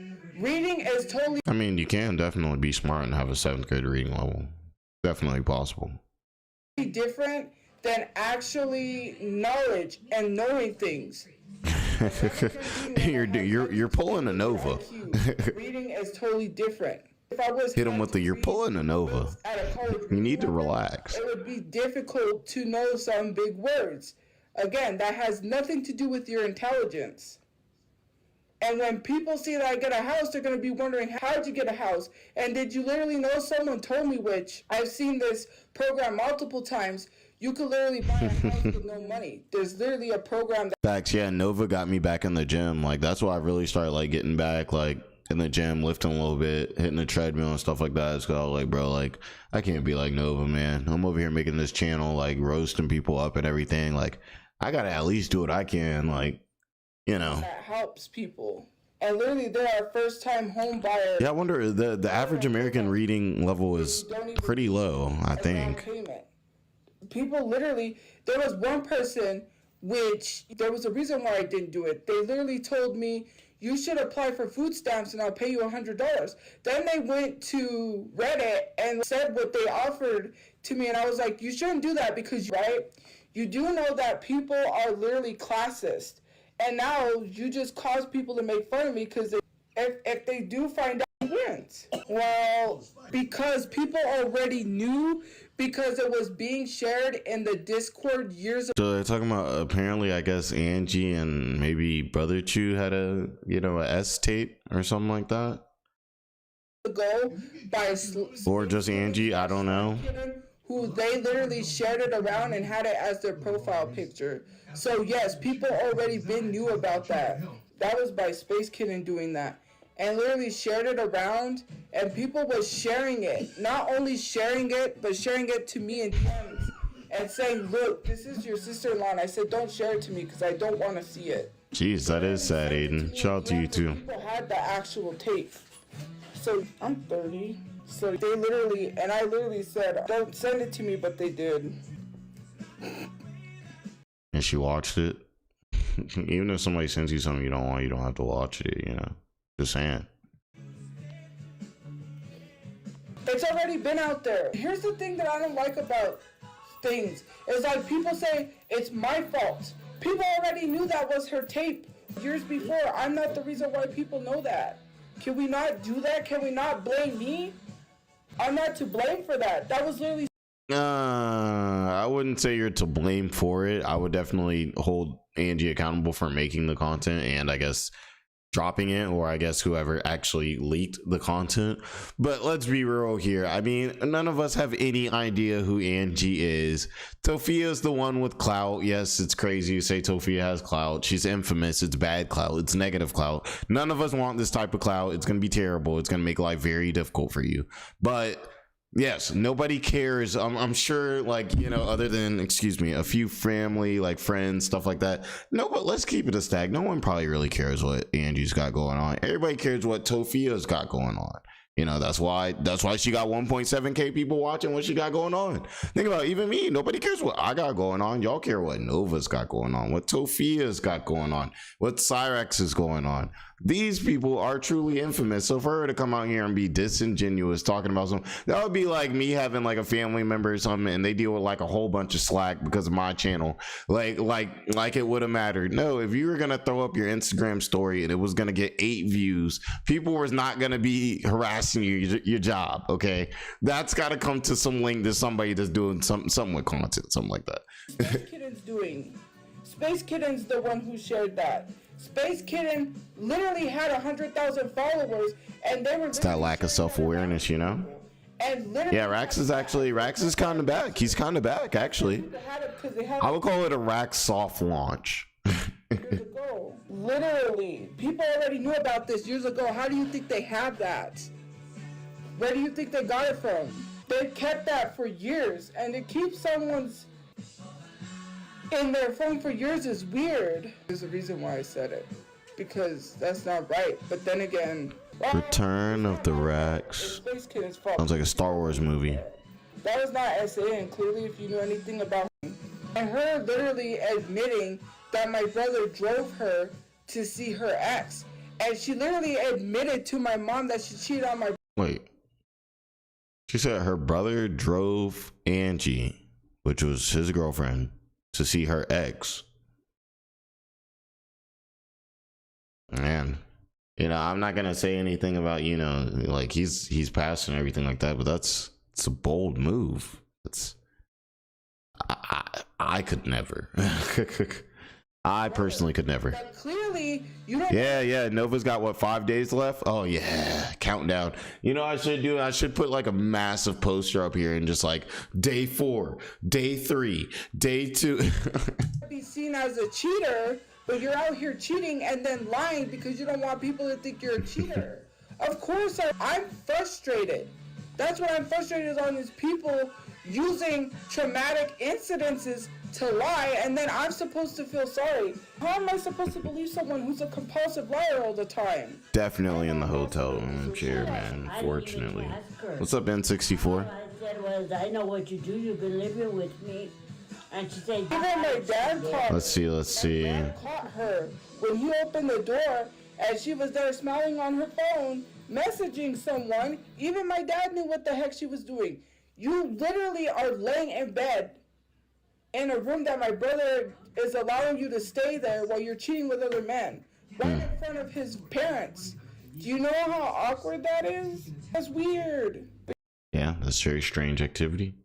Let's see. Subscription payments, phone bill, Discord. Discord. Interesting. Talking about the Discord, I would refrain from talking about the Discord, because if you're in there, they're gonna dox you. Don't do that. They literally know exactly people's names now.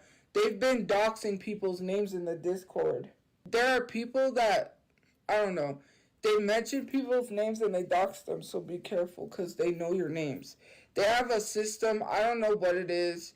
They're using some type of computer system that tracks people and finds and gets their real names. Then they leak it in the Discord and attack them. So even if you subscribe, even if you mention me, they've already been actively trying to dox y'all. Basically. Oh, it's like the Tophia fans are getting doxed. You know, I definitely don't ride with any of the doxing or anything like that. Also, too, it's like, yo, stop being ugly. Like, the internet's kind of one of those places kind of like handles itself a little bit.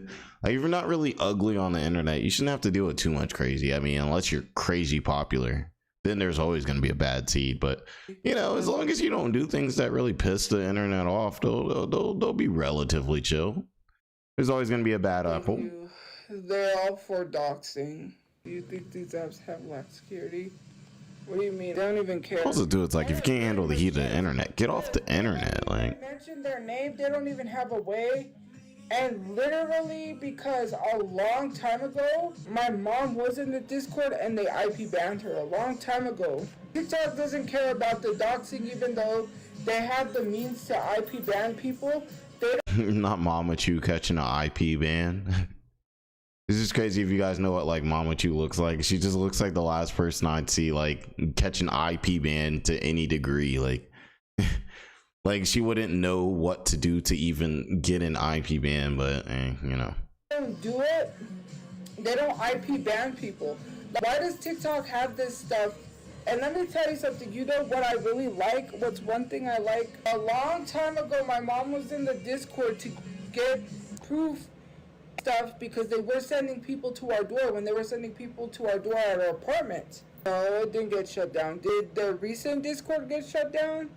Because if the recent Discord got shut down, then hey. But no, they made a new one. They deleted the Discord. They caused people to harass. I can't wait till he pulls up. It's gonna be like Christmas. Why they deleted it, which is why I didn't even go whoop-de-doo or celebrate, because I knew they were gonna make another one, and then they proceeded to make a new one, and then they have a new one now. They started it on my birthday, and they said they were gonna get worse than before. I could get a lot worse, but my type of worse and my thought process of getting a lot worse will put me in prison for the rest of my life if I got that worse. If my thoughts literally got the better of me and I took matters into my own hands because the police wouldn't, some of y'all would need life insurance. And I try not to get that evil or think that way. But sometimes I get so angry that sometimes I wish a lot of these trolls, and I have to have better self-control than that. Yeah, Tophia, get some self-control. But yeah, guys, I think I'm gonna look at let's see. I've been meaning to kind of check this out, so maybe I'll bring you guys along for the ride. It'll probably actually end up being like one of the videos that gets dropped tomorrow. If you guys want to check it out with me, we've got clavicular actually. Now I'm sure you guys have already heard the looks maxing guy, everything like that. I saw Turkey Tom kind of dropped. You know, so I figured it'd be kind of interesting to look at. It's one of those situations where somebody's completely kind of speed run their like social media downfall. Like I think dude got big like what, like 4 months ago, 5 months ago, 6 months ago, and he's already like, I've seen like he overdosed not that long ago. They're saying that he's got to like take a lot of like drugs and stuff just to like kind of like talk to people, which, you know, was a problem that he had before that. Not sure why you would start doing social media as a job if you get so much anxiety you need to do that, you know that beforehand. But maybe we'll be able to kind of learn through this. I think it's a pretty interesting topic and everything like that. Turkey Tom's got a quick little hour video for us, so yeah, let's see what's going on. Maybe we can you know, maybe we can get real sexy over here, learn a little bit of looks maxing or something like that. This is Cavalier Clavicular is this guy. He's like a streamer, a new streamer. Clavicular. Real name Braden Peters. But history dictates that the harder they come, the harder they go. His breakout story was inspiring. A kid from an obscure self-development forum managed to monetize his ascension and turn into a celebrity overnight. But while he took off, he made every effort. It said handsome at any cost. Paint himself as someone whose sole interest was to become the best version of himself, all while broadcasting the dark toll it took on his health and well-being. From a long list of substances that he gradually became dependent on, to broken relationships with his family and friends, and the increasing amount of effort it took for him to maintain his popularity, Clav became a— Yo, y'all saw that? Were they just mag dumping an alligator? Did you like? Y'all saw that? shell of his former self. Even his looks, which were originally his first priority, are clearly falling apart as he turns into a skeleton for content. Not to mention his never-ending list of legal problems, each worse than the last. Unless he changes things soon, he's probably gonna end up dead. The consequences of not looking good will always surpass the side effects or the risk profile, always. Controversial influencer Clavicular. People like Clavicular, I just can't. Streamer Clavicular. Police say he instigated a violent fight between two women. Hey guys, y'all saw cleaner Cyraxx made an appearance, like successful Rax, the goated form of Rax, like Rax in another universe, made a quick little and then cameo online. Where's the girls at, bro? Y'all thought you were living this. This individual stream sniped them a few times. They've run in and had collisions with each other. He just ended his career and perhaps the life of another individual. The court is going to release Mr. Peters on his own recognizance. Get back, sir! Get down to the ground. That alligator was not a problem. Important things in terms of your success in life. Clavicular overdose live on camera. Don't sign the contract. You can't be on my stream, bro. You're popping off for me. There's no way to be at the top and be super successful and still do things that you enjoy. The only one he cares about him is his dad, and he hates him for telling him to stop doing drugs. Well, hit the Trump video on him, which he apparently enjoyed a lot and was a big fan of. He was inspired to quit one of his favorite substances, crystal meth. I actually am gonna We're off to an interesting start. Your favorite substance is that? Yo, go to like, hey, yo, that's when I'd be like, hey bro, can you pick up some nicotine or something? Don't do that. We're not endorsing anything over here, but you know what I mean? Like, bro, what are you doing? Don't really stop doing that. Whenever Literally anything, like almost anything but that. Like, so in a way, like the electrolytes, like me supplementing them allowed me to do more. And people say my videos capitalize on degeneracy. Meanwhile, I'm clearly having a net positive effect on the youth. Now, before I go any further, I do want to say that Clavicular and his friends have a lot of haters. People who just outright despise them. Clav did react to my last video about him, and he wasn't very thrilled about it from what I could tell. So I do want to say, I don't actually hate this guy, nor do I hate Tom, back up. Back up, bud. androgenic or anyone else involved in the looks maxing scene. I definitely don't dislike them more than some of the other people that I've made videos about. In a way, looks maxers like Clavicular, Androgenic, Nocturnal Ken, all of these guys are by far some of the most entertaining e-celebrities I've seen in the last few years or so. Are you wearing makeup right now? Yeah. The mythology they've built around looks maxing is genuinely hilarious, and I have to respect it to an extent. With that, I'm about to get my jawline based like that. Y'all gonna see after this video, I'm gonna take one of those kitchen mallets like they said. I'm just getting right. y'all gonna see me tomorrow morning like, yo, Jordan, what? I'm gonna be looking like sexy Squidward.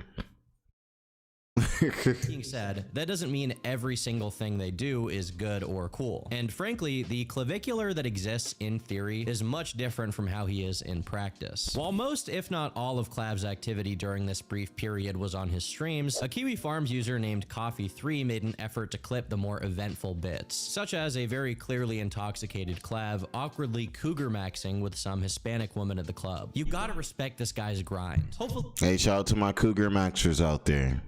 he can give her some wrinkle dissolving peptides and then get her on OnlyFans. But even if he wasn't hitting Heisenberg's supply at this point in time, which is honestly questionable, he and his friends were definitely still getting wasted all the time on stream. During this same night of clubbing, Among Nova and Rax, isn't that where you like, when you take too much, you just beat him in some looks maxing, right? Losing sight of reality, it's difficult to move, and sometimes hallucinating, all while being totally incapable of speaking. For context, this guy is named Loritz, but he's most commonly known as Drago online. He's a fellow looks maxer who owns his own fitness brand and has spent a decent amount of time defending Clav on the LooksMax forums. He doesn't claim Chad. He easily has Chad-light sexual market value when you factor in that he's facially high-tier normie, tall with a good frame, and gym maxed. They're so serious, and I'm like one of those people where I'm like, hey, like you guys know I'm a straight man, but I'm like, yo, if you see a guy who's attractive, I don't think it's the craziest thing. Like, let's see, you see a guy, he's like a supermodel, and you're like, oh, I recognize that that's an attractive guy. People would think he's attractive. I'm not one of those people like, oh, yo, oh, he's sweet. You know what I mean? But I do think it's kind of strange, like, to be this invested into like, well, actually, this guy's not a Chad, but he is like a Chad light. Actually, like, he's, you know, he may not be a 9 or a 10, but that guy over there, like, yeah, he's a 7 or an 8. Like, it's like, all right, like, all right, yo, like, like, if you want him, just say that. It's kind of crazy to think that a lot of this vocabulary is now just how people talk. Like, this isn't even that crazy of a thing to read. The effects of R9K and its consequences have been a disaster for the human race. But going back to that night, as Clav carried Drago out of the club, one distinguished African-American gentleman nearby decided to comment on the situation, only for one of Clav's acquaintances to use one of the forbidden spells against him. No, we're not. Shut up.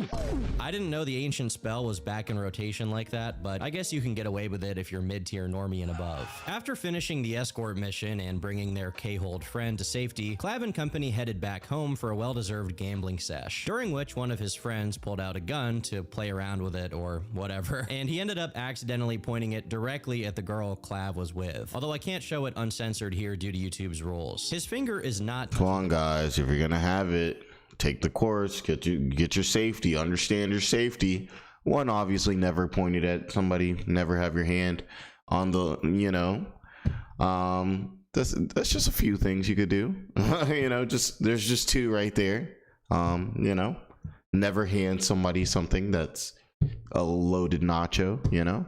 Trigger. But I think generally you probably shouldn't be pointing a loaded firearm at anything you don't intend to shoot at, but that's just me. Maybe these extremely drunk and high people have a better grip on gun safety than anyone else. Now, you may or may not remember this from the last episode, but Clav's manhood doesn't work. I'm not shaming. Not all of us can pack a fully functional white monster. I did not know this part of the lore. This video has gotten really it's gotten a lot about body parts, but I guess we're into looks maxing, so we're looks maxing. Okay, guys. Honestly, after this live stream, I'm gonna need 10 push-ups out of all y'all, because we're getting sexy, y'all. We're getting sexy. Summer's coming up, so I'm gonna need 10. I'm gonna need 10. Some of us shoot blanks, and others. And yes, I will know if you didn't do the 10. I will know, and we'll address it in tomorrow's video. Can't shoot at all. But to try and remedy his issue, Clav did the wisest thing anyone could do. He got some gas station dick pills to try and awaken the ancient one. But after having already taken them, one of Clav's friends started reading off potential side effects online. As it turns out, taking questionable gas station pills that mess with your blood pressure when you're already doing a bunch of drugs and chronically dehydrating yourself to look leaner without actually eating healthy doesn't yield stellar results. Yeah, stay away from those gas station pills, guys. Becoming nervous about what could possibly happen. That's what I'm talking about, Arnold. See, leading by example. Sadly, this meant that's why he's the GOAT. Leave the station that night. But at least Clav wasn't going to die of a heart attack in his early 20s, so you can call that a win. Although Clav managed to dodge an early grave that day, just a few days later, he and other people in his orbit were looking to do the exact opposite. On Christmas evening, they were looking to have some fun, and by that I mean coming close to chemically self-inducing organ failure. I really want to do cocaine today, but I already took a bunch of Adderall. So the vasoconstriction from the Adderall is kind of going to f me up. I could have a heart attack. So I don't know if it's worth the risk. So I might just keep popping Addies like they're candy and have a good night. I really.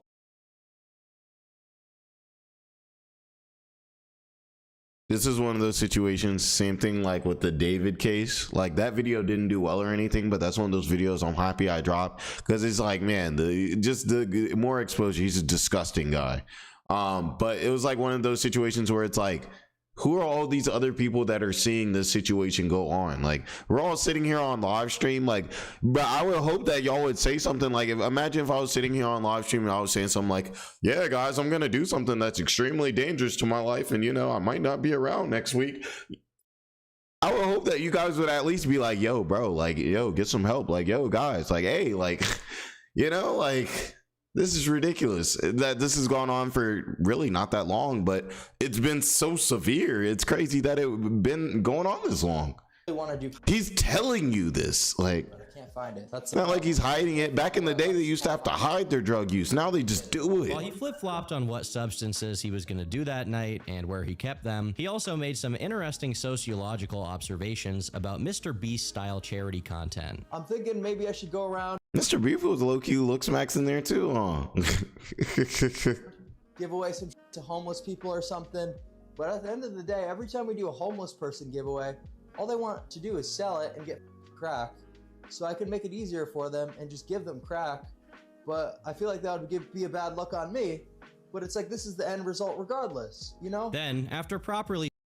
Hey, not it would be wrong to give them that because that would be a bad thing to do. It would be wrong to do that because that would be a bad look on me. It's the little details you gotta notice. Psyching himself up with his alchemical concoctions, he plays the song HH by Kanye West in his Cybertruck to set the mood. Little did he know what he and that Cybertruck would get involved in. But before we get into that, I need to introduce a new character. Meet Jordan Jr., also known as Recon X, who is basically just this totally deranged, insane person who had been dedicating himself to streams. Ah, fellow Jordan, look at him. Doesn't he seem cool, guys? You guys mess with this fellow Jordan?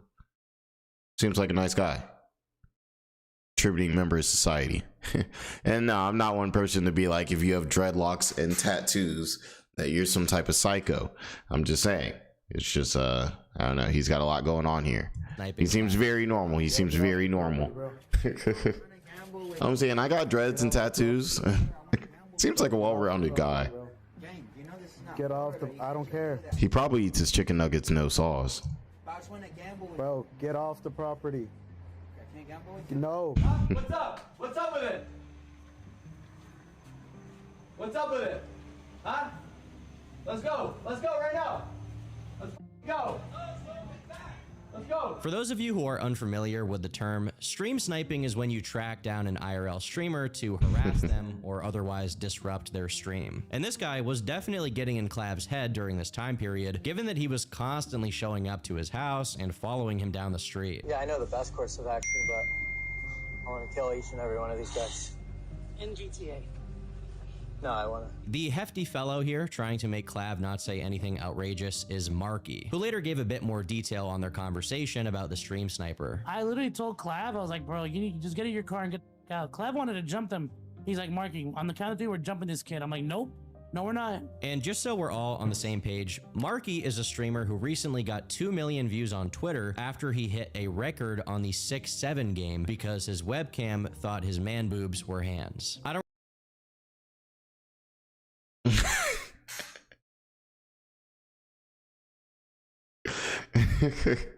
Okay, that's just funny. You know, that's just funny. I don't really know what to say anymore, honestly. But back to Clav, you might have thought that he was just saying all of this stuff to appear tough. But unfortunately, Christmas night was not a silent one for Rican, who got run David. over by a Cybertruck. I'm gonna make a viewer discretion here and censor when Rican gets run over, but it's important to note that he survived with no major injuries, and there's nothing really gruesome about the video itself.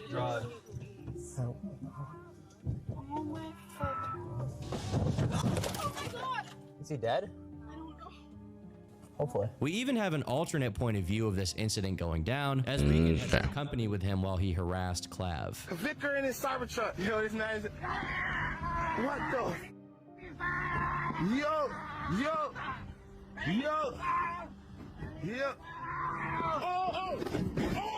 When this event initially went down, a lot of people were giving clavicular grief over it. But to be honest, it's kind of hard to blame the guy. Rican had been harassing him for days on end at this point, and then jumped on the hood of Clav's car to once again piss him off. It's anyone's guess if he had a gun at that point or was planning to do something else dangerous. Chillin', about to crash if out. someone jumps on the hood of your vehicle and you don't know them. Crash out like relax, crash out like sleep crash, or crash out like I'm like this guy on here. He's crashing out.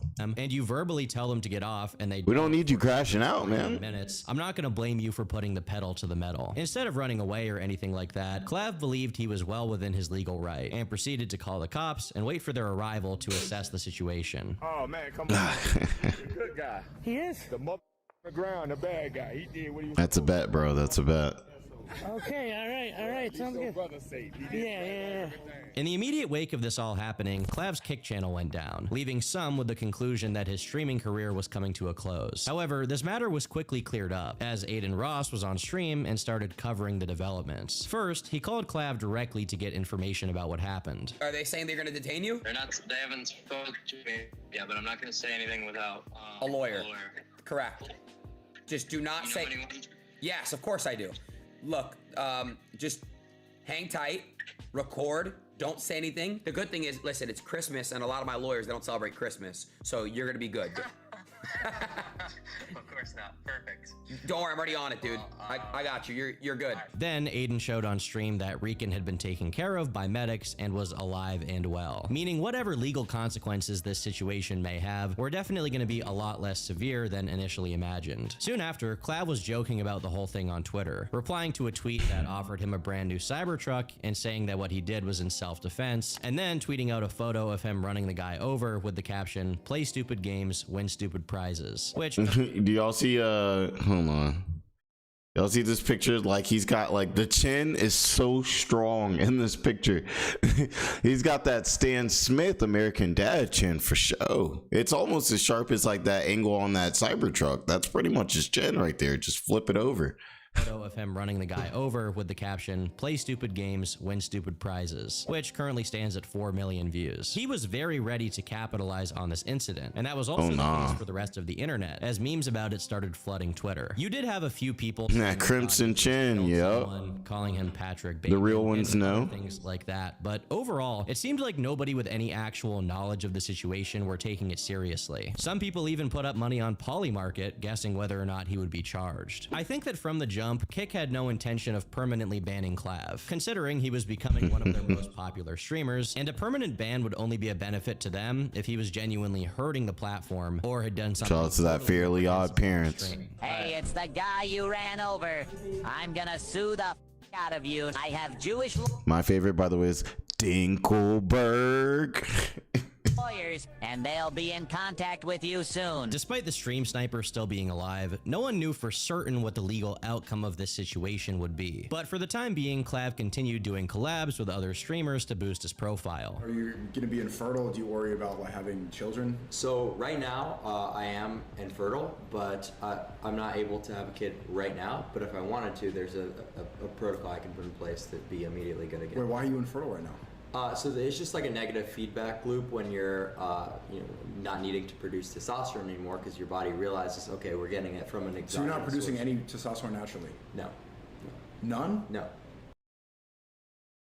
Well, doesn't that seem kind of counteractive? Obviously, I don't know how this works. Obviously, people take this stuff when they're weightlifting and stuff like that. So I don't know how this works, but it seems kind of crazy if your body makes something naturally and then you're taking it to get a boost, and then your body's like, okay, well, I got this boost. I don't need to make it naturally anymore. It's like, that seems like you're in a worse spot than when you started out to me. He said it's not a loop. It's, yeah, exactly. That sounds like that. Exactly, Arnold. I'm not taking TRT, bro. In another stream, they also discussed religion and ideology amidst mentions that. So I'm like, it sounds like you in a way worse position than if you started. So how is this helping you? It sounds like you're just doing something that's bad for you, and that sounds like drug abuse. Needs to do honey packs in order to get hard. To capitalize on his spiking popularity, or infamy depending on how you look at it, conservative political commentator Michael Knowles published an episode of his show that he recorded with Clav. Overall, a lot of the information in it is stuff I went over in my first video. That's crazy. Admission to being hypogonadal, meaning that he has shrunken, dysfunctional testicles as a result of steroid use. He also claims that looks maxing is actually cheap, followed by him saying that most young people need a $35,000 jaw surgery. Yeah, but I mean, like this next election cycle, who's going to win? It's going to be Gavin Newsom against JD Vance because JD Vance is subhuman and Gavin Newsom mugs. I think the most telling segments of this interview are when he starts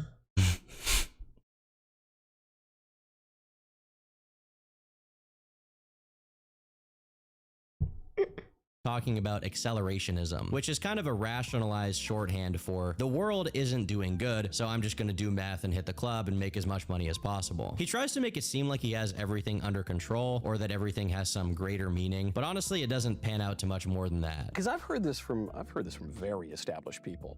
They'll say, "Hey, I do this, that, and the other thing, but don't do what I'm doing." And I would say, if you say don't do what I'm doing, why are you doing it? Because I have enough willpower to be able to taper off of meth. You're saying if everyone could do it in the way you do it, it's fine, but because most people can't. It's not necessarily fine. It's still neurotoxic, so maybe I traded some neurotoxicity for temporary leanness to ascend really quickly, because in my context, that was important to me. I was going viral on social media. I needed to get lean as quickly as possible. I do want to take a moment here to say that I honestly don't think Clav's appearance has really changed much in the last year or so. It really hasn't. Like, I always kind of get that too. Like, I mean, like, I don't know, like, you know, I get it, but you know, we've had, I mean, a lot of you guys, I guess, watch this type of content. I remember before I really started, you know, like the lolcows and stuff, you would see all those people, like that one good dude who, like, he wanted to look like a Asian, like, K-pop star or something. So he was like getting his like jaw and everything like sliced, all types of stuff like that. We've really had some people that go some real far ways when it comes to the like plastic surgery and stuff like that. So for me, it's like, man, Clav is, it's not even like he's doing crazy things, but it's not even like we've seen much crazier. It's like, I don't even see why this would be worth it. I mean, it's like you're going to extremes while also not going to extremes. It's like, he, of course, would argue that his ascension through looks maxing methods is the reason why. Exactly, just taking natural looks for granted. I just turned 20 years old. The majority of changes in his appearance. Look at younger Clav. Seems like a nice guy. Yeah, you didn't need the meth, bro. Over the last few years just come down to reaching the end of puberty instead of bone smashing or whatever else. Then he played Five Nights at Freddy's. That's his name, Ollie London. That's the guy. That's the guy. It seems like Clav's security guard Halo failed to stop him from getting bite-mogged by real animatronic cells, who are between 6.5 to 7 feet tall, by the way. Imagine the frame mug. On December 30th, Rican put out a statement announcing that he'd be live streaming Tuesday to address the situation. But before he could even say anything, on January 1st, 2026, Clav fired up a stream with the announcement that no criminal charges were being pressed, meaning there would be no legal battle whatsoever. To celebrate, he drank and popped some pills, which temporarily transformed him into a Teenage Mutant Ninja Turtle with partial palsy. Dude, they got the bangers on. And boys, I do have bumps on my dick. I'm not even trolling. What are you gonna do about the bumps? Nothing, bro. I spread my virus. But these bumps were the least of the problems his broken pea shooter had gotten into, because over the next it's like, dude, it's like, it's like your looks maxing, but it's like you gotta looks, like I think looks, somebody said looks longevity max too, like, you know what I mean? Like if you think you look good for 5 years, but you go about to be cooked in 10, like you might just want to like decrease some of that maxing, some of that attractiveness a little bit, and then maybe you can stretch it. You can stretch it. Come on, we got plenty of guys looking good in their 40s, 50s. Got the what is it? A touch of gray. Like I said, I always say I can't wait till I have a touch of gray. You know what I'm saying? Like, so I mean, there's nothing.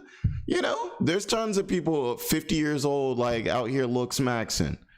A lot of women really like the older, mature looking guys. Like ask Brad Pitt if he got any problems. Like 2 days, Clav was experiencing some serious trouble in paradise with his girlfriend Violet. They're the only in all of the United States that could be in a 50th story penthouse, everything paid for, going to clubs, everything, and still every second of the day. Oh, you think I every second of the day?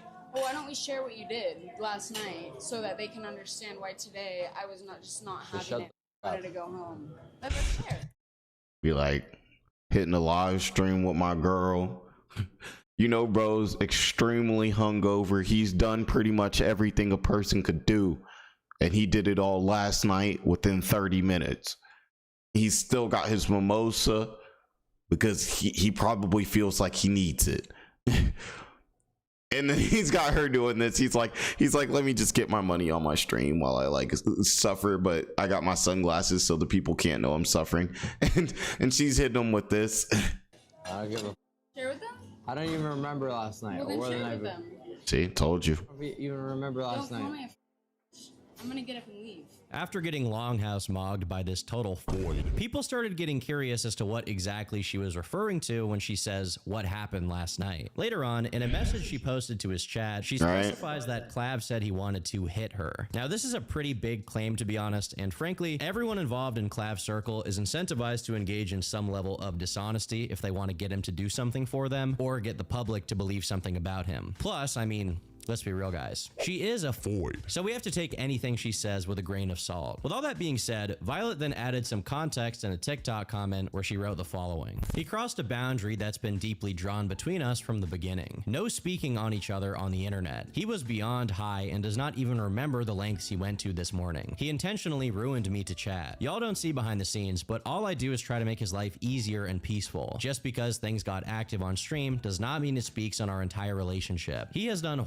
Now, I definitely think she's dealing with some crazy stuff having to deal with Clav. We've already seen what Clav's on. We already know he's ridiculous. I would also say too, girl, you got to remove yourself. You got to remove yourself from the stream if you're trying to help him. He's obviously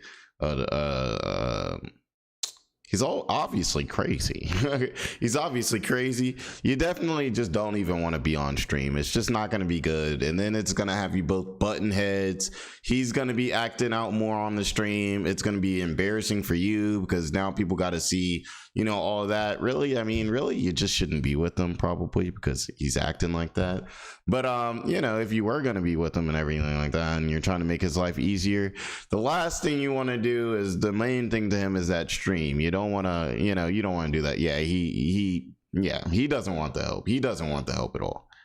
horrible things in the last couple of days y'all would probably praise him for, ending it with forcing, oversharing, and creating lies to chat for entertainment, saying he would fix it. Spent the whole day telling me how on stream he'd fix it. Next stream came up and not 2 minutes in, I was asking him again, please, I just want to have fun, please stop with the weird insinuations, but he just kept at it. I don't know this Clav. I don't know why he specifically tries to make me out as a bad human, so I don't know how to respond. All of our friends don't know what's going on either, but they do know he specifically throws darts at me when I'm on stream, making me out to be someone I'm very far from. Given how— You know what I'm saying? You should do not hop on the stream. It's just gonna be bad for both of y'all. Vague Violet is here, it's hard to tell what she's even trying to say, but from what I can gather, he spoke about her negatively to his chat, and they have some agreement where they're not supposed to talk each other on stream, and when she asked him to stop, he just kept going. Whatever the details really are, clearly things were not going well between the two of them, and soon enough, they wouldn't be going well between Clav and his fan base either. I'm not going to show it here, but essentially someone found old pictures of Clav's mom in a bikini and posted it to his community, followed by pictures of his dad, and then really old pictures of Clav himself, all of which made him feel extremely disturbed. And frankly, it's hard to blame him. Those people are kind of weird. Then, as he was conducting interviews on Discord to find new mods for his stream, someone decided to pull this. Dude, the people that dox you, they're like complete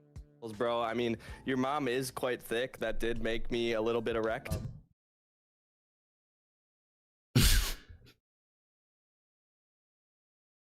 Look at Rose's face. He's like, huh? Huh? Besides these incidents, Clav just kind of signaled a general dissatisfaction with his viewers, complaining about the kind of things they said in chat and the fact that they were unappreciative considering his aggressive stream schedule. It seemed like things all around weren't quite going his way, or at least he felt what's up, Rick? After spending $6,000 on a yacht with girls for an overnight stream, but then losing motivation or interest in doing anything halfway through it, he called his dad to vent and complain about them, to which his dad instantly replied by asking if he's talking about Violet. To me, this means that Clav probably called his dad to talk about Violet recently, and that's why he had been in such a bad state of mind for all the previous days. On top of that, soon after they had their public spat, Clav apparently had a pregnancy scare with a girl who may or may not have been Violet. As far as I can tell, nothing ever came of this because, as we already know, his swimmers are on the relaxed side due to all the steroids. He himself acknowledges this during his studio session where he recorded a diss track to the women in his life. By the way, I'm never going to be able to do it any better than what they did. This is just my version. Jenny is a bitch, and that body kind of mid, but I still f that bitch.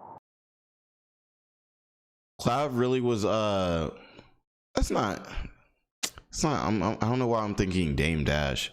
I'm like, Clav, who's, guys, can you guys please give me that name real quick? I just had like a but Clav got to get in the studio with him.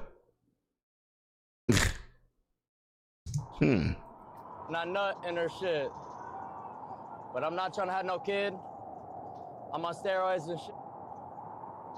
Yeah. One day after this musical masterpiece was produced, a fascinating event took place. One of the first people to put Clav on, so to speak, was far-right live streamer Nick Fuentes. I am a riskless, unfuckable chud. And Clav would collab with him again, as well as a whole other cast of characters. Andrew Tate, the former most popular Red Pill I love how Sneeko just kind of has his like strap just like in his pants like that, like in Miami. Like, dude, cover it up, keep it classy, guys, keep it classy, you know. You don't need to have your entire like missile just out for everybody to see, you know. Depending on the place, sometimes some places it's okay, you know. If you're horseback riding, you know, you've got a cowboy hat, then all right, you might open carry. But you know what I mean? Just, you know, you don't gotta do that unless you're some kind of bodyguard or something. Just keep it slick, you know. Nobody should mess with you, and then if they do, whatcha, you know. was there, as well as his brother. There's Justin Waller, someone who you probably just know as a friend of the Tates. Sneeko, former YouTuber turned Red Pill creator who had a beef with Critical. Myron Gaines, who is one half of the Fresh and Fit podcast, where they bring on OnlyFans girls to make fun of them. Skill issue. Depending on who you are, this is either a really interesting gathering of people or the worst thing you've ever seen. Maybe some mix of the two. This event went down down in history as they all went to the club together and then played Kanye's HH song both in the car on the way there and at the club itself. The aftermath, as expected, was a bit messy. In a strange move, Andrew Tate was quick to condemn the situation, claiming he didn't ask for the song to be played and had nothing to do with it. And the reason why I say this is strange is because it's Andrew Tate. Isn't this supposed to be like the edgiest guy on the internet? Why does he even care? I'm pretty happy the like fresh and fit like Andrew Tate era is pretty much over and everything. I remember like the first like few months like Fresh and Fit came out, I was like, yo, what is this? Like the kicking girls off the podcast, like all types of like craziness. Like for the first few months I was like, yo, this is crazy. And then you start realizing, you know, it's the same thing every you know, it's the same thing. They're making the same points, things over and over. It's just, you know, just is a madhouse at a certain point. Trouble and had to make a statement apologizing for everything that happened. And finally, Kanye West himself expressed being unhappy that his song was now being brought up and played again. For context, at this point, Kanye had released a, how do I put this? Denazified remix of the song, and he was basically doing a big apology tour saying he feels bad about all of the anti-Semitism, etc. Personally, that's good, Arnold. This song is the one where he brings you don't need to joy, but that's besides the point. Obviously, the audience of all of these guys thought the whole thing was hilarious, but outside of that, there were a lot of negative reactions, both from those who found the whole event morally questionable due to the song, to a lot of others just making fun of the whole thing. The Tate brothers ran from it as soon as they could, but the rest basically stuck around to stream together, which yielded some pretty entertaining moments. Total Sneeko death clavicular, as Emperor's gesture should pull Sneeko's gun and pull the gun on Myron. Third world is deported to Epstein Island. Dude, that's the one thing. You're banned. I don't know why you're hating on Epstein so much. You guys, what do you have? Do you have got to? By the way, for whatever reason, if you actually caught any of this stream, people like Tristan keep making oddly positive references to Jeffrey Epstein's aura, with Clav saying he needs to get that sort of reputation when Tristan Tate says he gets called a human trafficker. I know these guys say a lot of things for shock value, and when it comes to something just being a joke, I'm not going to raise any alarms. You did hear that correctly. A bit beyond joking, honestly. Like you're saying that Epstein has aura in the same stream as you're hanging out with two accused human traffickers. Like what? I don't know. It just seems strange. I want a virgin wife at 16 who's gonna obey me. That's what I want. So I message her.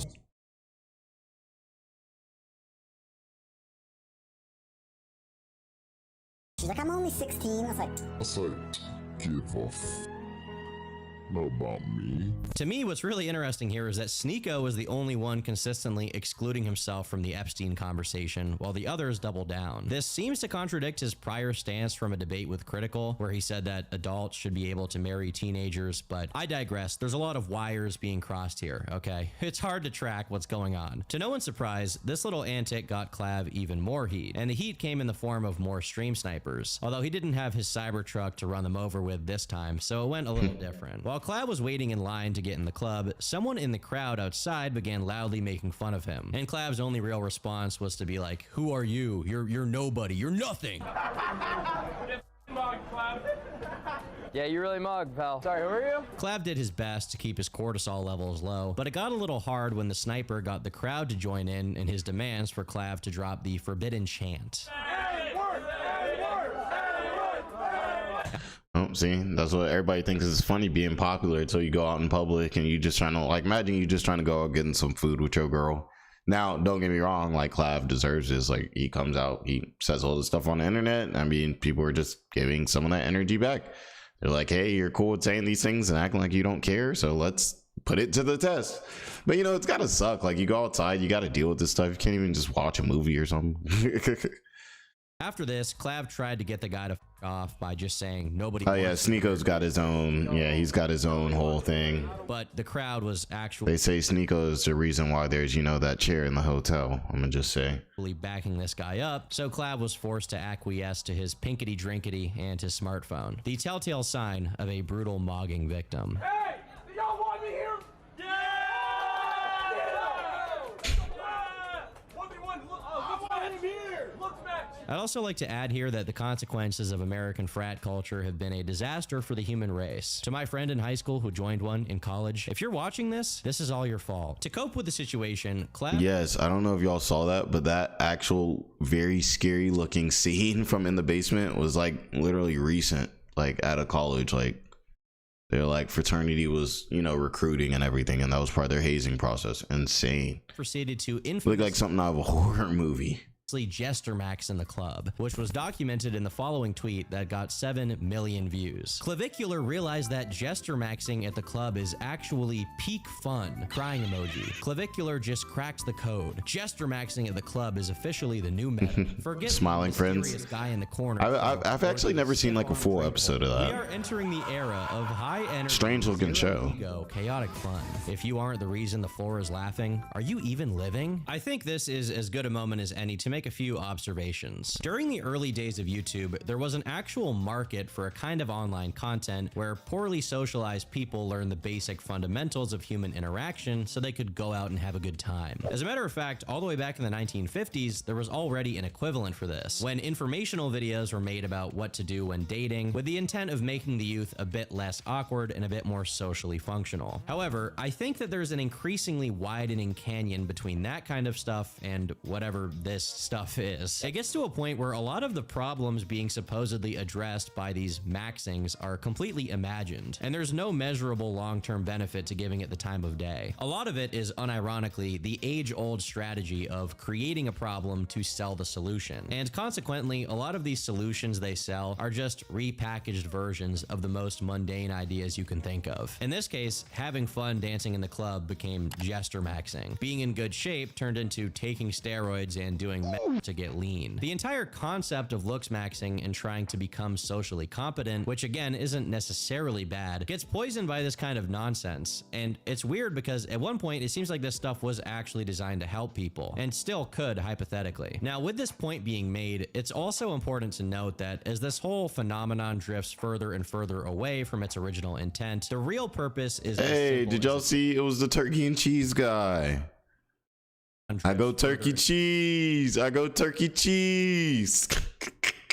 Further away from its original intent, the real purpose is as simple as it gets: clip farming for money. As noted by a KF user named— okay, I actually can't read this guy's name on YouTube, so we'll just call him the Tickler. There was a brief moment in late January where Clav's Instagram comments were flooded with Indian people claiming that Clav scammed them. What could they possibly be talking about? Well, as explained in a YouTube video by Devin Nash, content creators like Clav don't bother trying to promote their own content directly. Instead, they pay a network of clippers who basically get bonuses if they manage to make a clip go viral. If in the past few months your Twitter or Instagram feed was polluted with clips of Clavicular doing nothing of interest, you can thank one of these Hindu gentlemen in Clav's comments who apparently went unpaid at this point in time. March to April, you can see our #1 guy here, Clavicular, who you may have heard of. You may have been like, this guy just exploded. I see videos of him everywhere. What's going on? I never searched for this dude. What's happening? Has generated over 2.2 billion, with a B, billion views in a single month. How is this possible? Well,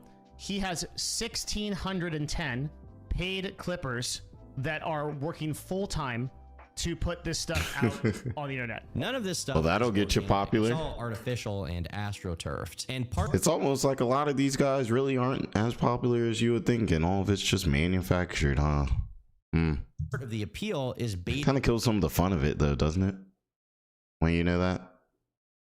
You into engaging with it to say, who cares about this? Even negative feedback has been successfully monetized. On one hand, it's hard to blame any streamer who does pay an army of clippers because that's just the way the game is played now. Popularity online is completely pay to win. But on the other, it means that it's hard to figure out how successful anyone actually is because a lot of the attention they get isn't really organic. With all that being said, on January 24th, Clavicular decided to toothbrush max. Clavicular started toothbrush maxing, and it might be the new method. That's pretty good form, but it pales in comparison to the real toothbrush maxer, Daniel Larson. Clav's lucky that Daniel is locked up, otherwise a toothbrush competition could take place, and it wouldn't look good. A day later, Clav met with former YouTube prankster turned predator catcher Vitaly, with the highlight of their meetup being when they left the stream audio on as they went to the bathroom, and this moment happened. This is a big device. I don't know if I like this. Bro, this looks like a screwdriver. Okay. Alright, 10 seconds.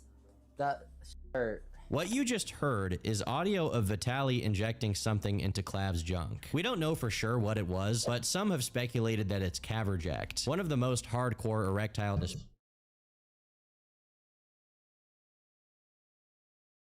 What's wrong with these people, man? Like, come on, it's man. usually reserved for adult film. Not stylus games. Zap to get it into action. Clav and Vitaly did also make some predator catch content together, but it was honestly pretty boring. I feel like because Vitaly is from an older era of YouTube, he actually knows how to crank out entertainment out of a lot of situations, while Clav usually just kind of waits around for the content to manifest around him so that his horde of clippers can try to make it go viral. With that being said, Vitaly is currently facing a lawsuit for falsely accusing another man of being a creep, so I'll probably be doing a video about him soon. About a week later, we got a video on that if you want to check it out on the channel. Clav once again mentioned on stream that he was probably gonna have a kid, but this time he specifies that the mom would be Violet, but then he quickly moves past it and changes the topic. I'm pretty sure he's just lying for the clip here, but on the off chance that he does procreate, I'm honestly not sure what's gonna happen to that kid, because around the same exact time he brought up the possibility of being a dad, he also announced he would be streaming for 2 days straight. And to think that just a little while prior to this, he was talking about how he was quitting crystal meth. There's just no way this guy does a 2-day stream without being on some kind of speed. Sadly, people's respect for him has plummeted to such a low that even Kick support was violating him in the most extravagant ways. Hey, it's Jason from Kick.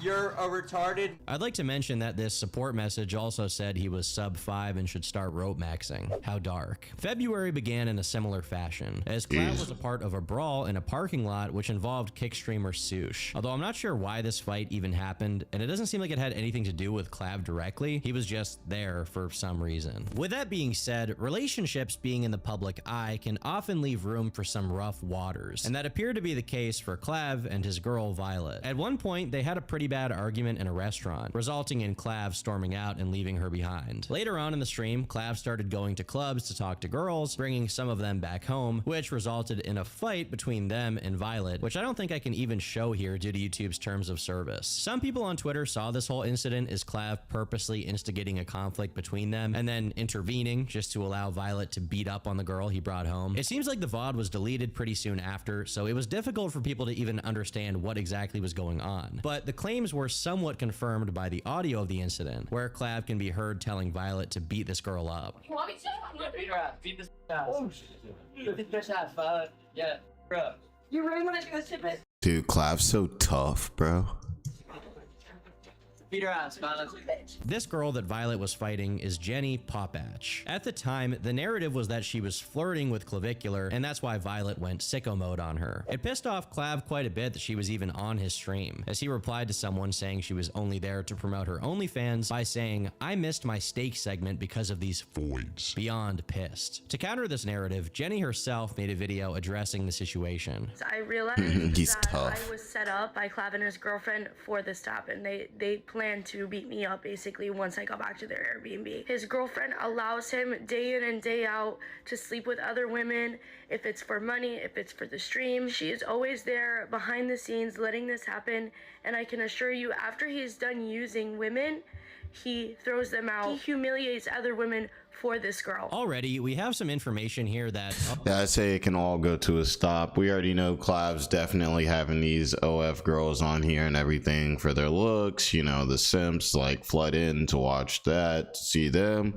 And you already know that they're only there because, you know, they've got to leech some of Clav's, like, you know, some of Clav's clout. You know, their OF ain't busting like that. It's going for $4.99.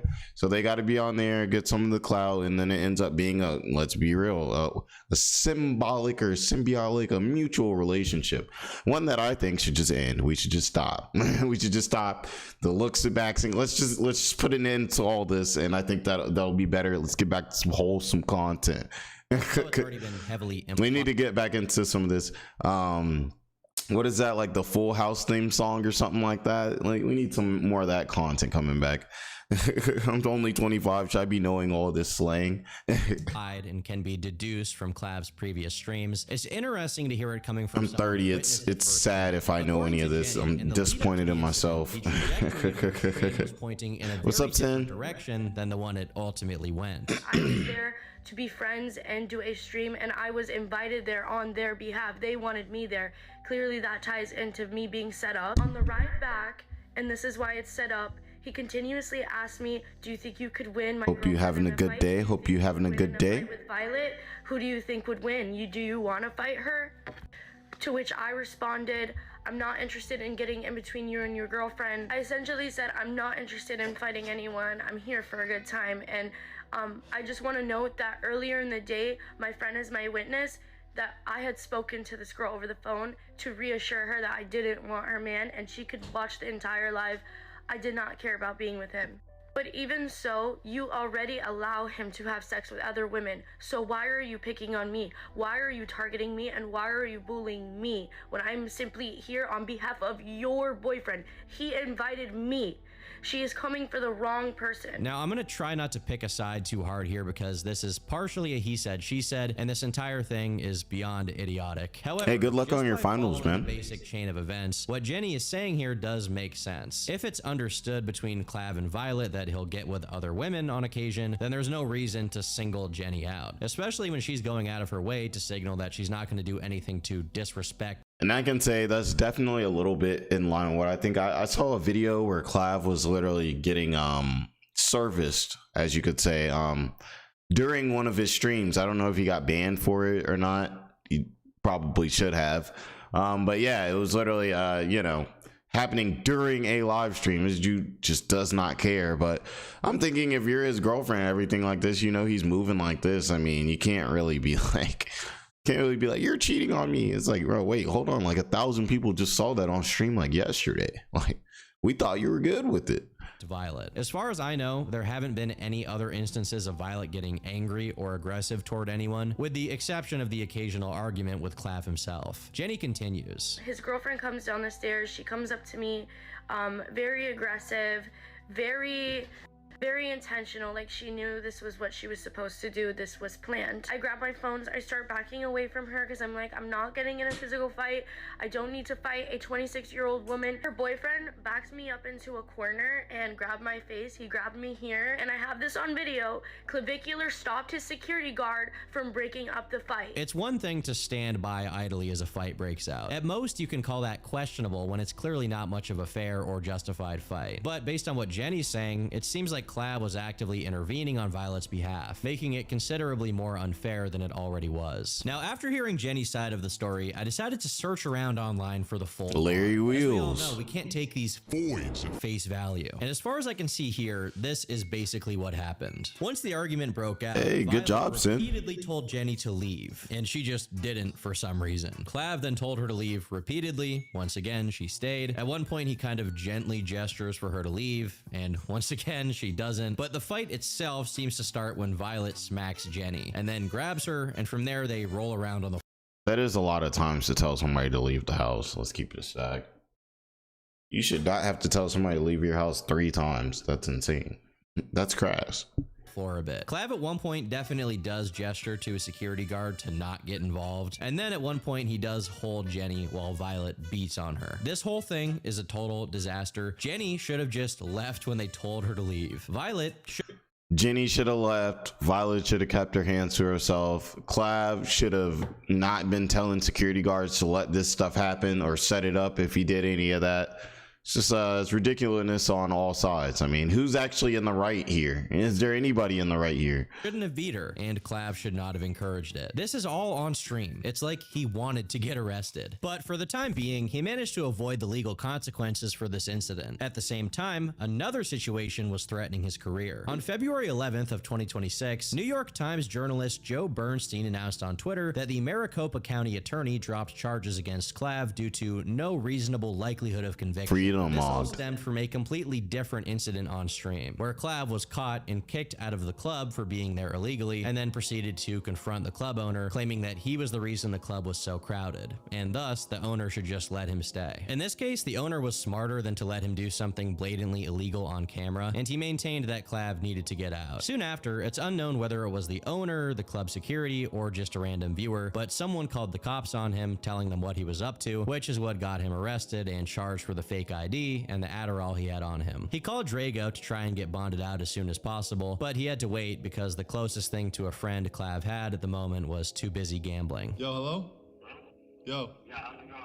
Oh, not Casey Tron.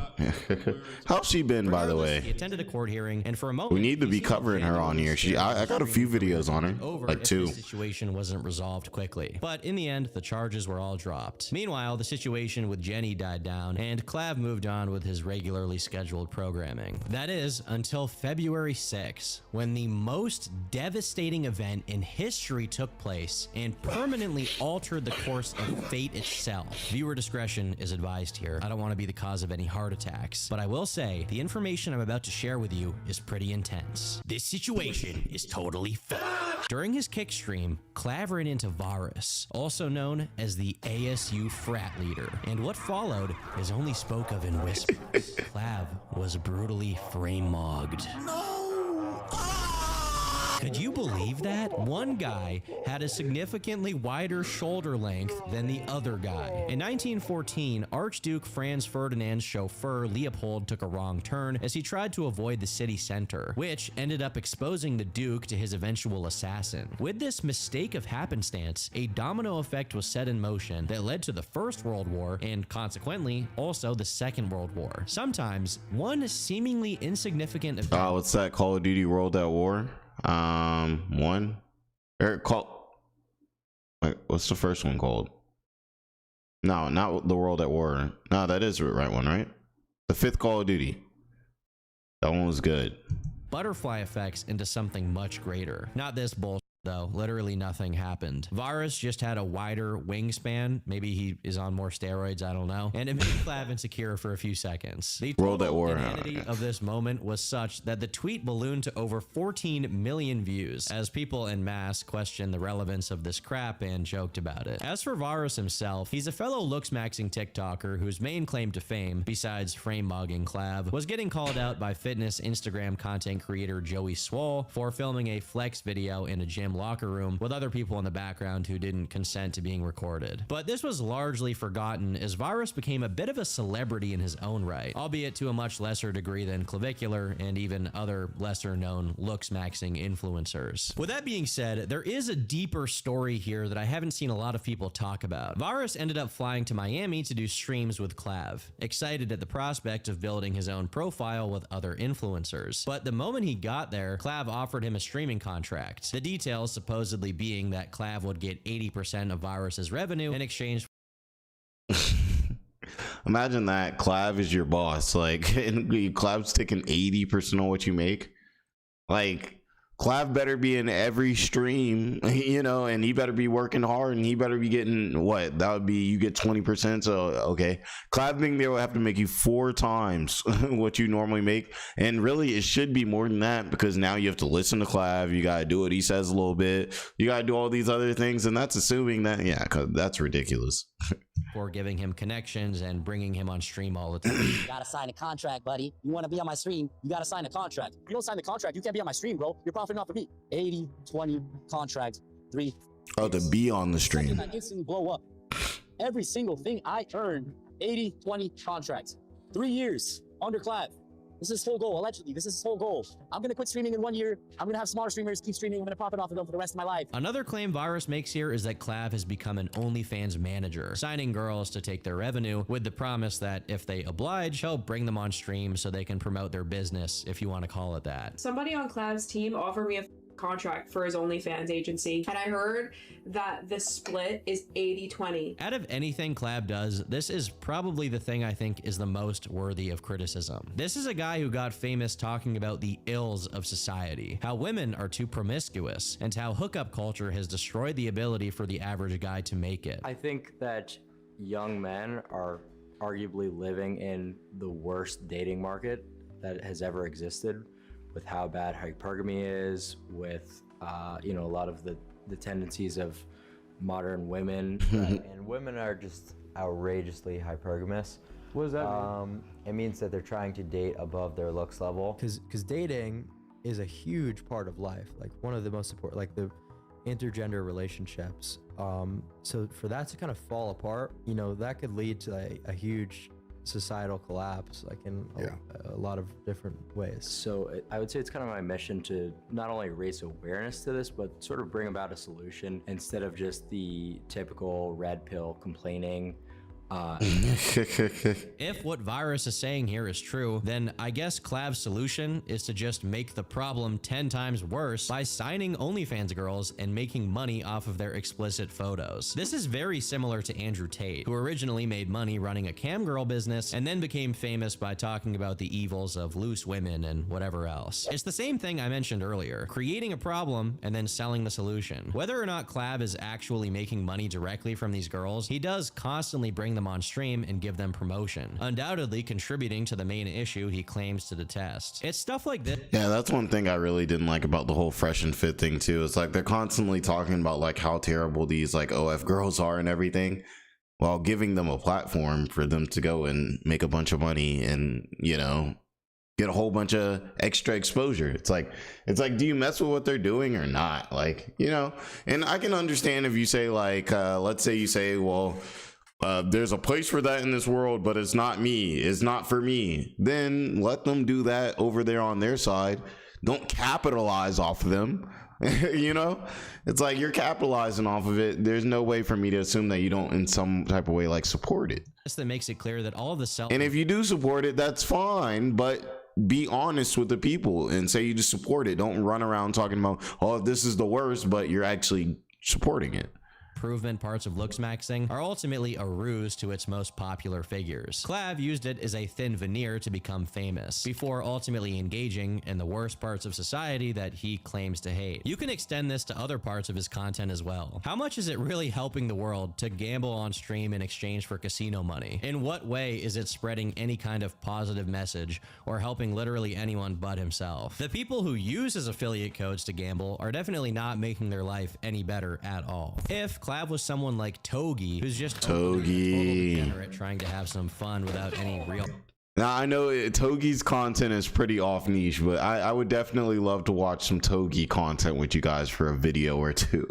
I tell y'all, this man I don't know if he's still so wild, but he used to be doing some unhinged stuff too, real similar to Mr. Looksmaxer that we have here. Message. So I think Togi was a little bit cleaner with it, at least, you know. Then it would be one thing. But his whole career is wrapped in this idea that he's somehow helping people. In what way? I do not know. But we're getting a little too cerebral here, so let's get back to our timeline. In mid-February of 2026, Clavicular attended a Fashion Week show in New York, hosted by the Remelia Corporation. Now, the reason I mention them is because it's been speculated that they're somehow involved with or bodybuilding guy. Not really, but he's a fitness influencer that does a bunch of craziness. At this point, Teal's involvement wasn't Togi video coming soon. Was absolutely certain. Regardless of where Clav went, trouble was soon to follow. During the Fashion Week party, Clav got involved in some kind of scuffle that concluded in what looked like Drago attempting a really terrible armbar on someone. It seems fighting was the order of the day because soon after, it was announced that Virus was going to be fighting the #2 ranked Chad Androgenic, who had been tirelessly hunting him down ever since he frame-mogged Clav. As far as I know, the boxing match that was supposed to happen between them never took place, but the two of them did eventually have a mog off, and unfortunately, Virus frame mogged once again, shattering Androgenic's height mog halo in the process. Brutal. But Oh, that's crazy. Okay, let me drop the shenanigans a bit to make an observation. While all of this tomfoolery was going on, both the New York Times and GQ dropped some puff pieces on Clav, which really makes me question a lot of things. Ever since 2015 or so, there's been tons of extremely negative articles about incels or other right-wing adjacent internet groups. However, Clav pops up and the media is busting all over the place. The Looksmaxer's answer for this is that... Pause, Tom. Pause.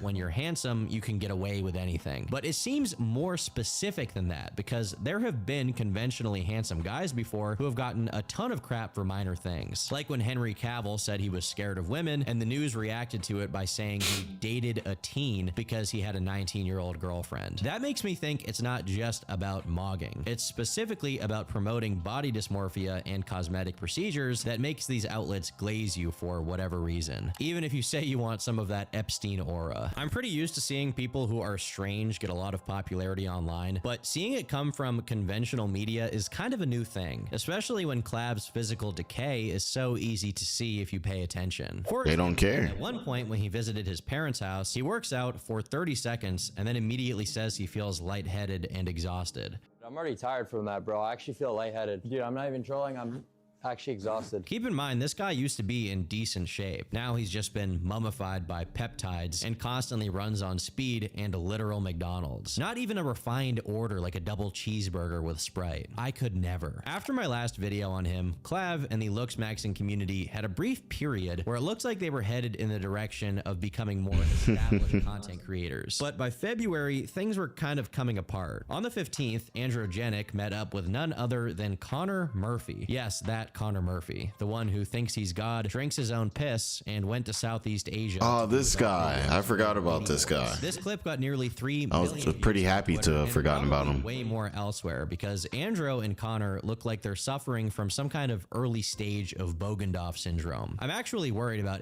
Yeah, their faces look insane. Look at that. Look at that jaw. Like, that angle is crazy.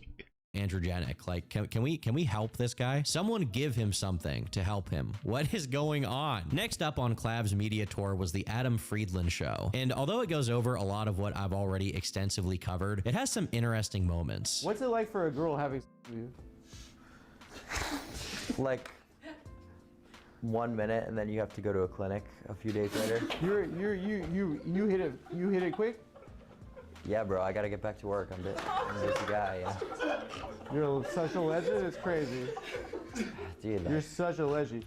Why are girls more flattered about premature ejaculation? If a girl prematurely ejaculated, I'd be like, I'm the best at sex. What? A girl should be like, wow, I was incredible today. Yeah. Dude, it's about my time, right? It's not about... Oh, so you make yourself bust really fast? Yeah, bro, I'm not here to flatter anyone. So then just jack off. Yeah. Yeah, that's a good point. Yeah. Wait, what is the looks maxing? You ever do the stranger? What's the stranger? Oh, dude, I love telling people about this one. What is it? So basically, you gotta sit on your hand until. Oh yeah, classic. Yeah, the stranger. Yeah. Okay, I was gonna say. Have you ever done the Tennessee pile driver? I kind of want to know. What is it? The Tennessee pile driver. So you're stooping on a wall, and the force is so big that you smash through the wall. Okay. Yeah. No. Have you ever done the Darwin? The Darwin. Maybe by accident. You put your soft. Bro said maybe by accident. It's crazy. Yeah, I've done that one. Every once in a while, Clav has to interact with someone who actually has some personality, and it baits him into being personable for once in his life. It's because of moments like these that I can honestly see a world where Clav is a much different content creator. But unfortunately, it's not the world we live in because Clav prefers to do what just makes him money fast, even if it's low quality. Your merch is tough, I bought it. My merch is man. That was just a little cash grab to pay for my legal fees. If you bought that, sir, you're a reach. Let's be real.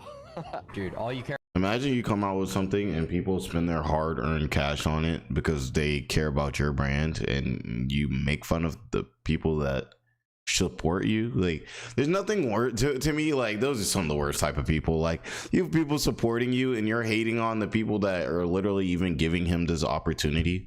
Like, nobody knows who Clav is without his supporters. And he over here, he's like, it's not a bad shirt. He's like, it's a pretty bad shirt.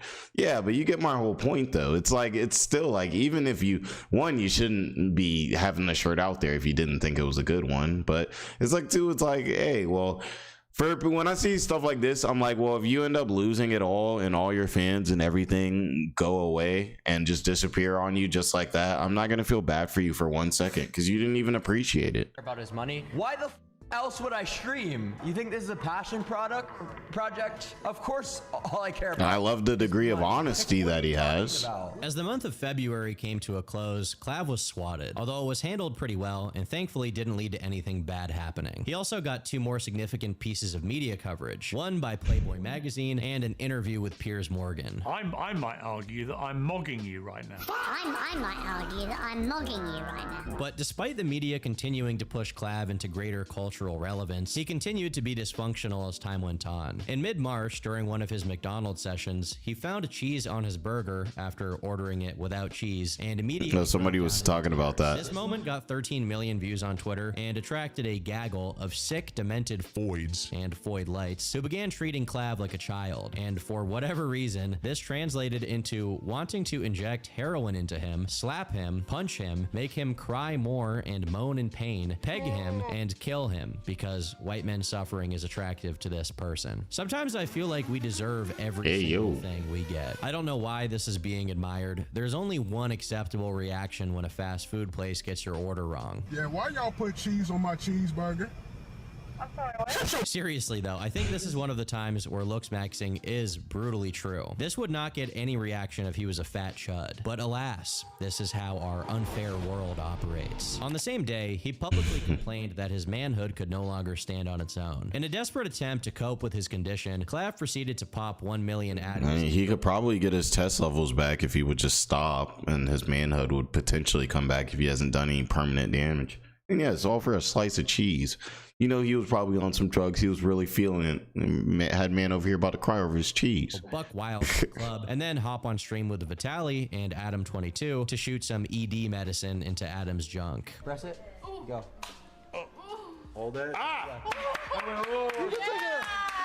I guess helping another man with the condition makes him feel better about himself or something. I don't really know. More and more, it seems like Clav was growing impatient, or he was downright unwilling to do his usual jester routines. Yeah, and Adam 16, we should make a few comments on him too. I mean, Adam 22.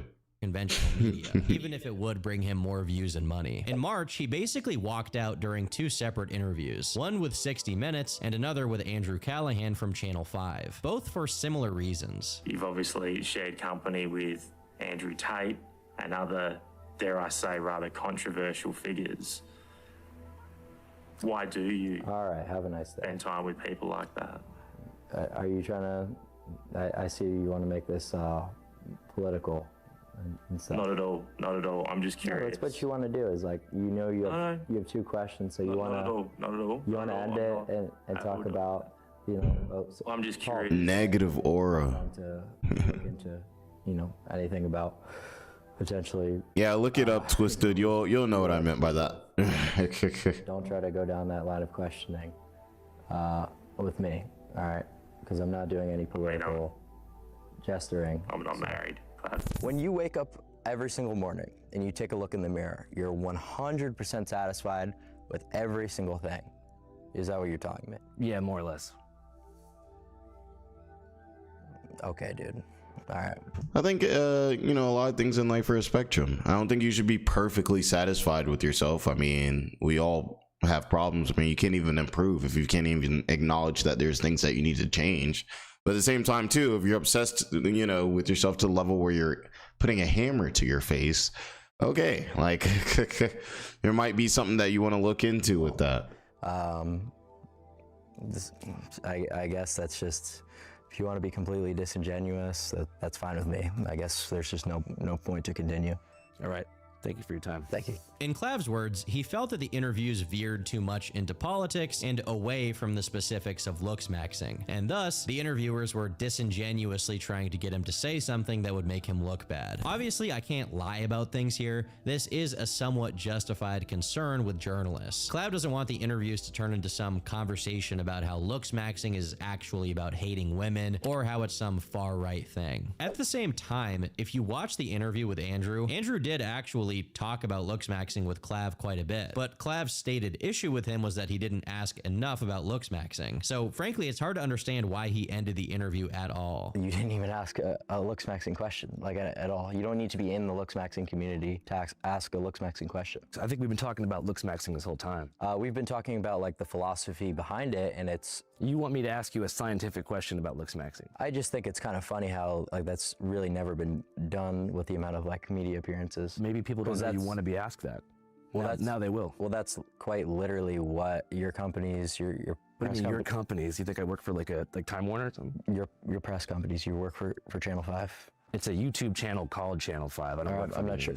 I'm the CEO of my own company. I don't have any agenda to play here. Holy semantics, dude. Like, if Clavicular's content itself was all about how to improve your looks, then I guess this would be somewhat understandable. But the fact of the matter is, it's not. He does do collabs with far-right figures or generally controversial people like Andrew Tate. So obviously people will ask him about it, as it's an interesting facet of his content. At the same time, in place of looks maxing, he voluntarily streams himself on 10 different substances, saying all kinds of crazy shit multiple times a week. He gambles on stream. He talks to OnlyFans girls all day on stream. None of his own content is actually about looks maxing, and yet he expects anybody who... Yeah, I wonder how many times the word maxing has been used in this video.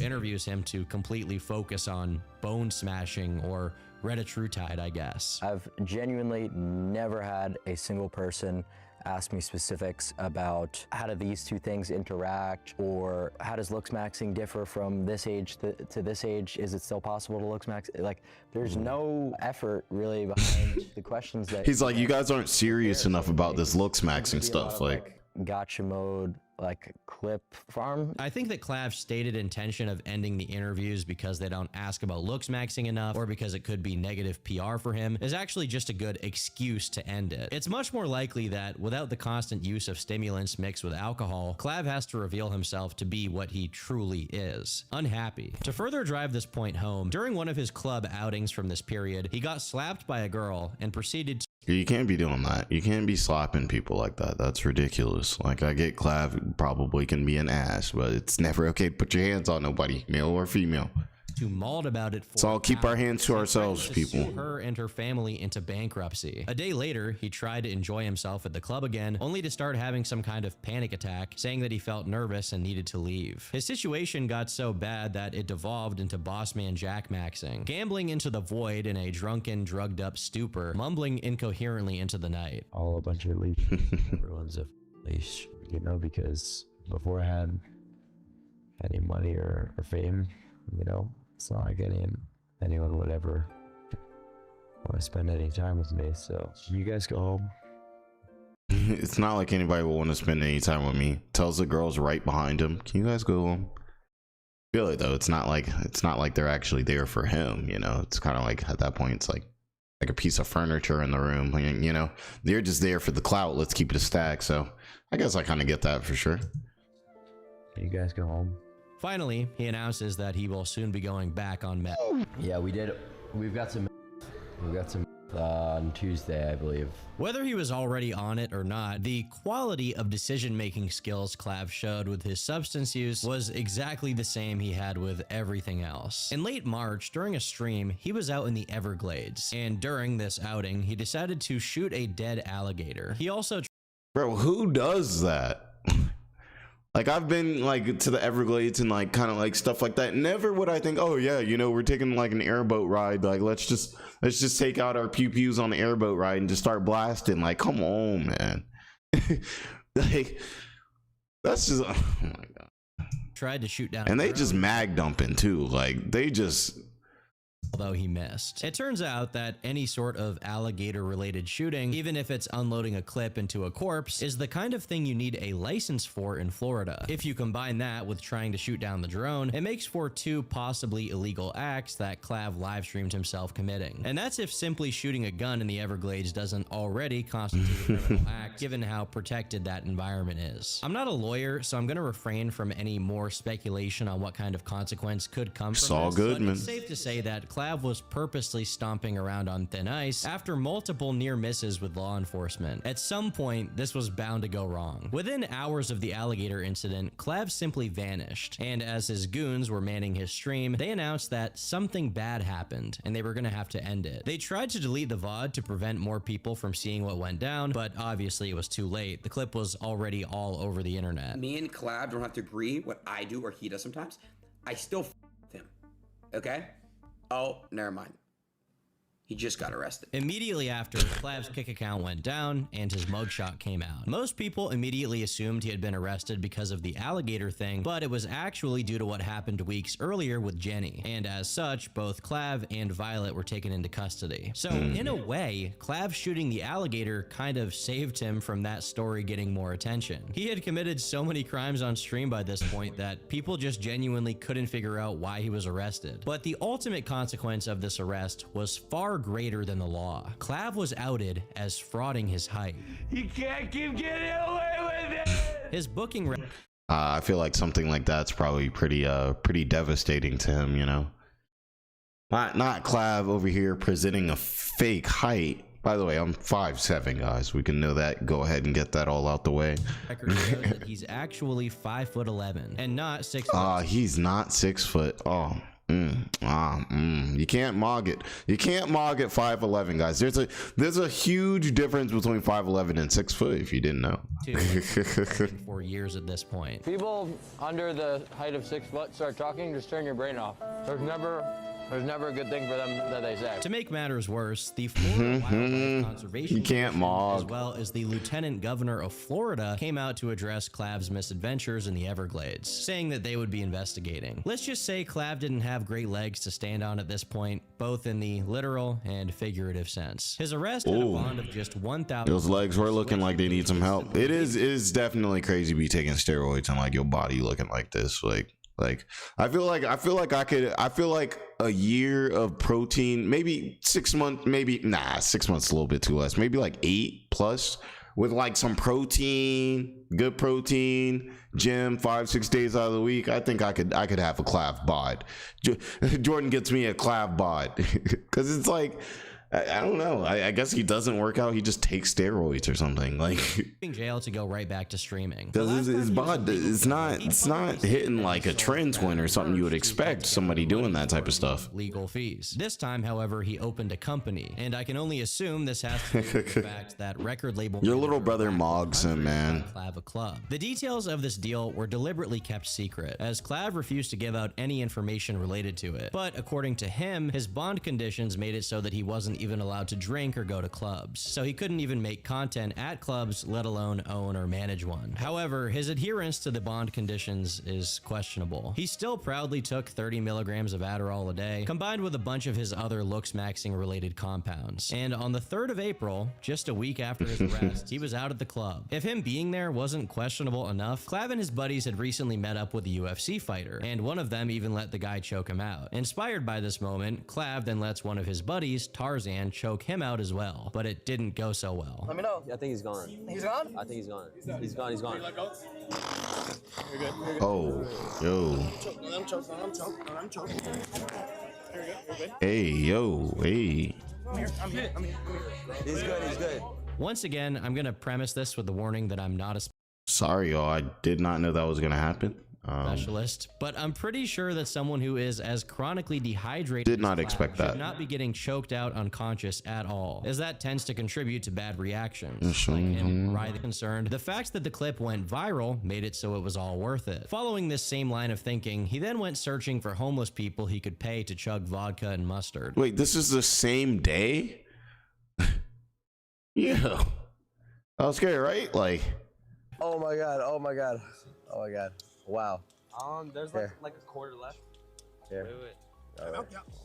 She'll drink it. She got it. Regardless of how entertaining some of these moments might be, it gets kind of dark when you actually remember that at the end of the day, we're watching a human being slowly come apart at the seams. For example, after staying up for 2 days straight while streaming, Clav's dad calls him to try and get him to go to bed. Hey, Dad? Yeah. Why are you like, giving me all these different problems? He looks cooked. To go to sleep since you've been up for 40 hours straight. Dad, I'm trying to make money. Twisted comes from a tall family. Who cares about money? I don't want you to die. I care about money. We're just concerned about you, that's all. No, you're not concerned about me. You're threatening me. You're like, oh, I'm gonna turn off your phone service and all that shit. It's pretty sad to see this, especially considering that both of his parents are well off, and he just made a ton of money from streaming. He doesn't actually need cash right now whatsoever. Whenever he says it's about money, I think he's straight up lying, whether he knows it or not. What he really likes, and he's shown it time and time again, is getting attention. He will put his life on the line for a viral clip because he knows that viral clip will buy him a few more weeks of lifespan in the social media attention economy. But sooner or later, the consequences of his lifestyle were destined to come back and haunt him. In mid-April, while streaming, Maximus. Looks like one of his panic or anxiety attacks. However, it didn't die down and only got worse, with Clav becoming increasingly disoriented and slurring his speech. In reality, excuse me, overdosing. When did you last take blues? How tall are you, Twisted? You want natty?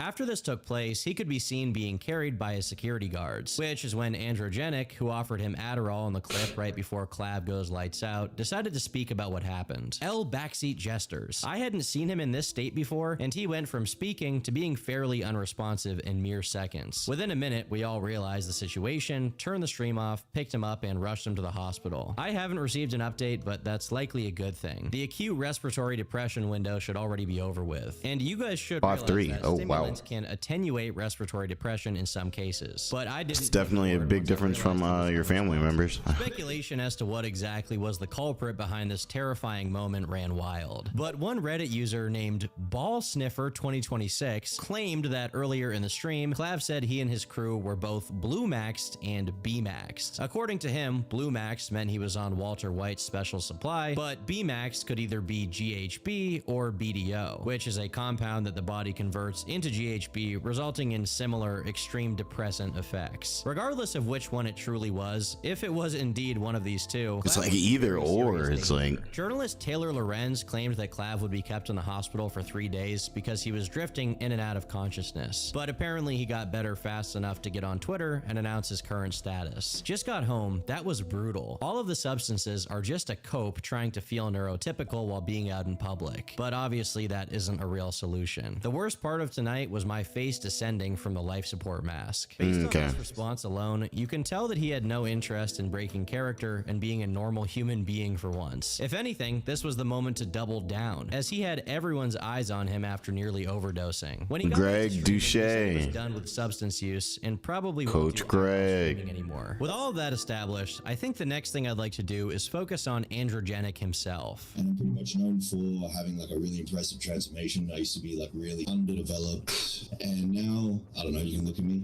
I think I've done pretty well. Much of Andro's content since the very beginning has actually been LooksMax related, as opposed to all the clubbing and shenanigans Clav gets up to. From what I can see, his involvement in the typical IRL streamer stuff only got started after Clav made it the norm. Since the beginning of 2026, his main gimmick has been to have his wig snatched, something that's happened nearly 10 times. Why are we still here? Just to suffer. Walk out the door, you see someone that you know, and wait, who's this guy? What's he got to do with it? Let's see. Claiming that Clav cut off Andro because he was too edgy. Where's Andro? Like, like saying like crazy jokes. Yeah, it's crazy, Leviathan. Like, I'm not your. You just don't care. Messiah, okay? I'm not your. Like, I won't do things anymore if they're gonna be bad PR, because like that limits the amount of girls that, and like, you know, that limits me. That limits how many I can get, really. Okay. I'm not gonna do that. Yeah, that's all that matters, man. Says Androgenic's name in the clip, so I honestly can't tell if the clippers just took this out of context or if it's real. During a stream, Drago said that the animosity towards Androgenic was because of how he handled Clav's overdose by offering him Adderall, and as a result, they got him deported back to Australia. It was later confirmed by Androgenic himself that he was no longer in the US, but honestly, I wouldn't put it past these guys to coordinate this whole thing to manufacture drama and drum up some attention. With that being said, it doesn't seem like any of them want to be totally they got bro deported. That's crazy. Transparent about what happened either way. While Androgenic still tried to be cordial, the ASU frat leader went out of his way to mock Clav. Oh yeah, I'm not an OD off GHB. GHB is literally the most disgusting drug. Nah, it's fucking fire.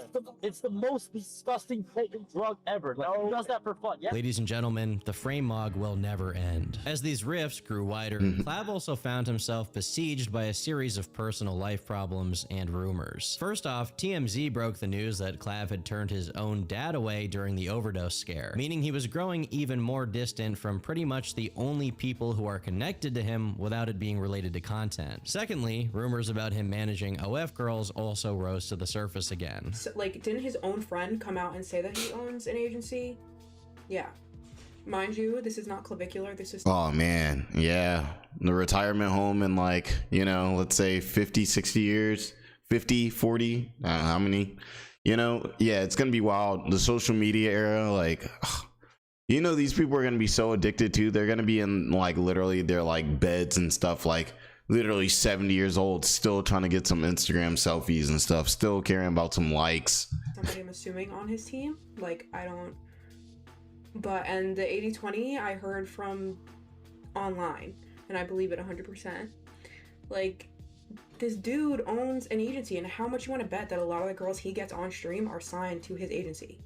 And that's why they do the things that they do. Thirdly, the old Jack Doherty for you. Baccarat was swirling in concerning claims, mainly regarding who truly owned it. You see, technically, it was curated by Cici Waknin, who, as far as I can tell, is an Instagram model. While I'm sure it's possible for Instagram models to be rich enough to own clubs, it's pretty interesting that Cici is the wife of Hai Waknin, an Israeli entrepreneur who has served 6 years in federal prison for racketeering and extortion involving funds embezzled from an Israeli bank. Now, I'm no organized crime specialist. Just kidding. This time, I am the specialist, okay? And this sounds very much like Baccarat is indirectly run by the Israeli mob in Miami. If we follow the logic here, then Clav is now not only— Hey, so Clav working for the mob. Let me not say too much. So you know they over here coming after me. I don't know nothing about this. All right? I don't know nothing about this. only making money from OF girls and gambling, but also a Jewish organized crime organization. My bad, no, this is all about looks maxing. Yeah, true. At the same time, YouTuber Andrew Callahan, who previously interviewed Clav, claimed that he had heard from insiders that Peter Thiel did have something to do with the sudden rise to fame. According to several of our whistleblower sources, Thiel is also personally invested in Sigma Boosting, friend of the show, Sigma Boosting Peters. Now, we don't know if this is true. I guess Andrew could be lying. His sources could be lying. There's just no direct evidence. But it is a fascinating rumor given that Thiel is an outspoken proponent of transhumanism, the idea of extending the human lifespan by overcoming biological limitations. With that being said, I think steroid and drug use is probably not expanding clavicular's lifespan very much, so I kind of fail to see how these two connect, but maybe Peter Thiel just wants us all to mog. Despite these rumors, Clav had still been trying to grow his platforms, not just on alternative sites like Kick, but also on mainstream ones like YouTube. If he could grow there, then maybe he could leave the niche he blew up in entirely and just be a mainstream content creator. But on the 23rd of April 2026, his YouTube channels were taken down without warning. The ban was due to him circumventing— You already know YouTube's the best one. YouTube's the bread and butter. Like I said, we're gonna start being on like Kick, TikTok. I mean, not Kick, but TikTok and probably Twitch. I mean, come on. We already know YouTube's king. Spin king.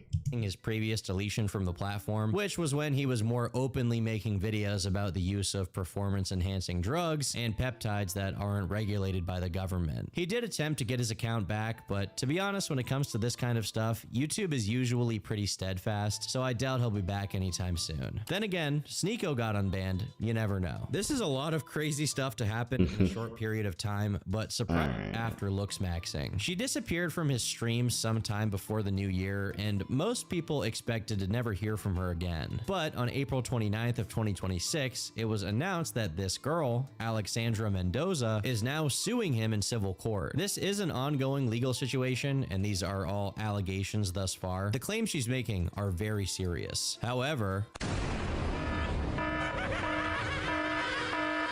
One of the claims is that Clavicular injected Aqualix into her face to melt fat on her cheeks and streamed it without her permission. She also says she was under the false impression he was medically cleared to perform such an act. We know he injected her. What's up, doctor? Without a doubt. Now the thing Hope you're doing good. Hope you're doing good. Was technically yeah, sorry, we've been on for a little minute. Still very we're just finishing up a Clavicular video, Turkey Tom. So this could get him in some serious trouble. Now, one of the other claims against him is that he served her alcohol while she was underage. But obviously, keep in mind, he also would have been under the legal drinking age at that time too. But the most serious claim is that he had intercourse with her while she was too inebriated to give consent, and she woke up the next morning to the same treatment. Clavicular himself has wisely not been too vocal about the incident thus far, apart from this tweet where he said, "When I was in the hospital on life support, a girl was begging Mitchell for my Amex card. He said no. The consistent theme of girls trying to use me for money is brutal for a young guy trying to navigate a complex society. Hopefully, I can find a good girl whose intent is not to screw me over and take my money." There were two basic responses. Oh, what's up, Bling Bling? Yeah, this is a very leaping lemur of a story, huh?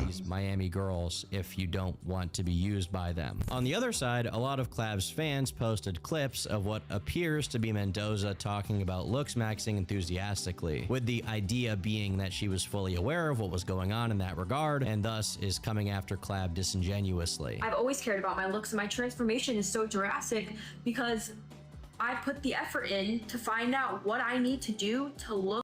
Now we got ladies looks maxers too, but I guess they've been doing this for a minute now. It's just called something different. The best that I can look, and what's up? I need to like say that. So definitely, I've done a lot of like fat dissolvers, peptides, contacts, dark hair, tanned, like. Cool. Some ribs. Did a little stream together where he injected Aqualix. It was really fun. Super nice. Send me an Uber home right after. Ultimately, whether she is or not, injecting her with fat dissolver on stream when you're not a licensed professional could get Clav caught up in some serious legal issues, and it is extremely reckless of him to do, as I pointed out in my first video. As for the claims about non-consensual sexual activity, it's all alleged for now, so we're just gonna have to wait and see how that pans out. For the time being, at least, it seems like his friends are sticking by him, with Aiden Ross defending him on stream. Like, I'm not even joking, bro. It's sad. You know, and this is alleged, assuming that this is what I think it is, to be a fake hit piece for some money, which it probably is, because at the end of the day, she obviously is jealous by how crazy his career has taken off. It's just sad, bro. It really is sad. Clavicular has managed to recover from everything thrown at him so far, so surely he'll find a way to bounce back from his current. Turkey Tom, thanks for watching. We'll see, but yeah, that was a pretty interesting one. Shout out to you guys for you know, popping into the stream. It's definitely been fun. Hit them likes, comments, subscribes, all that. Hope you guys have a great day. I don't know if it's night where I'm at, but I hope you guys have all that. Appreciate y'all for popping in. Let's do a little. What's up, Twisted Doctor? Who we got in here? We got Rick. We got Leviathan. Who we got? Arnold, of course. You already know. But shout out to a lot of y'all. I probably missed some of y'all. But yeah, definitely more videos from the VODs will be coming out. You know, maybe some tonight, some tomorrow, new content tomorrow too, everything like that. We'll probably end up maybe going live tomorrow about, I don't know, let's say 7 or so Eastern Standard. It's either that or there'll be some new videos coming out. But shout out to y'all get some rest, maybe work on a little looks maxing, get some wings. Or I guess you can't get wings and focus on looks maxing. So get your 10 push-ups in. We'll do looks maxing tonight and then we'll get some wings tomorrow. But all right, y'all. Appreciate y'all for popping.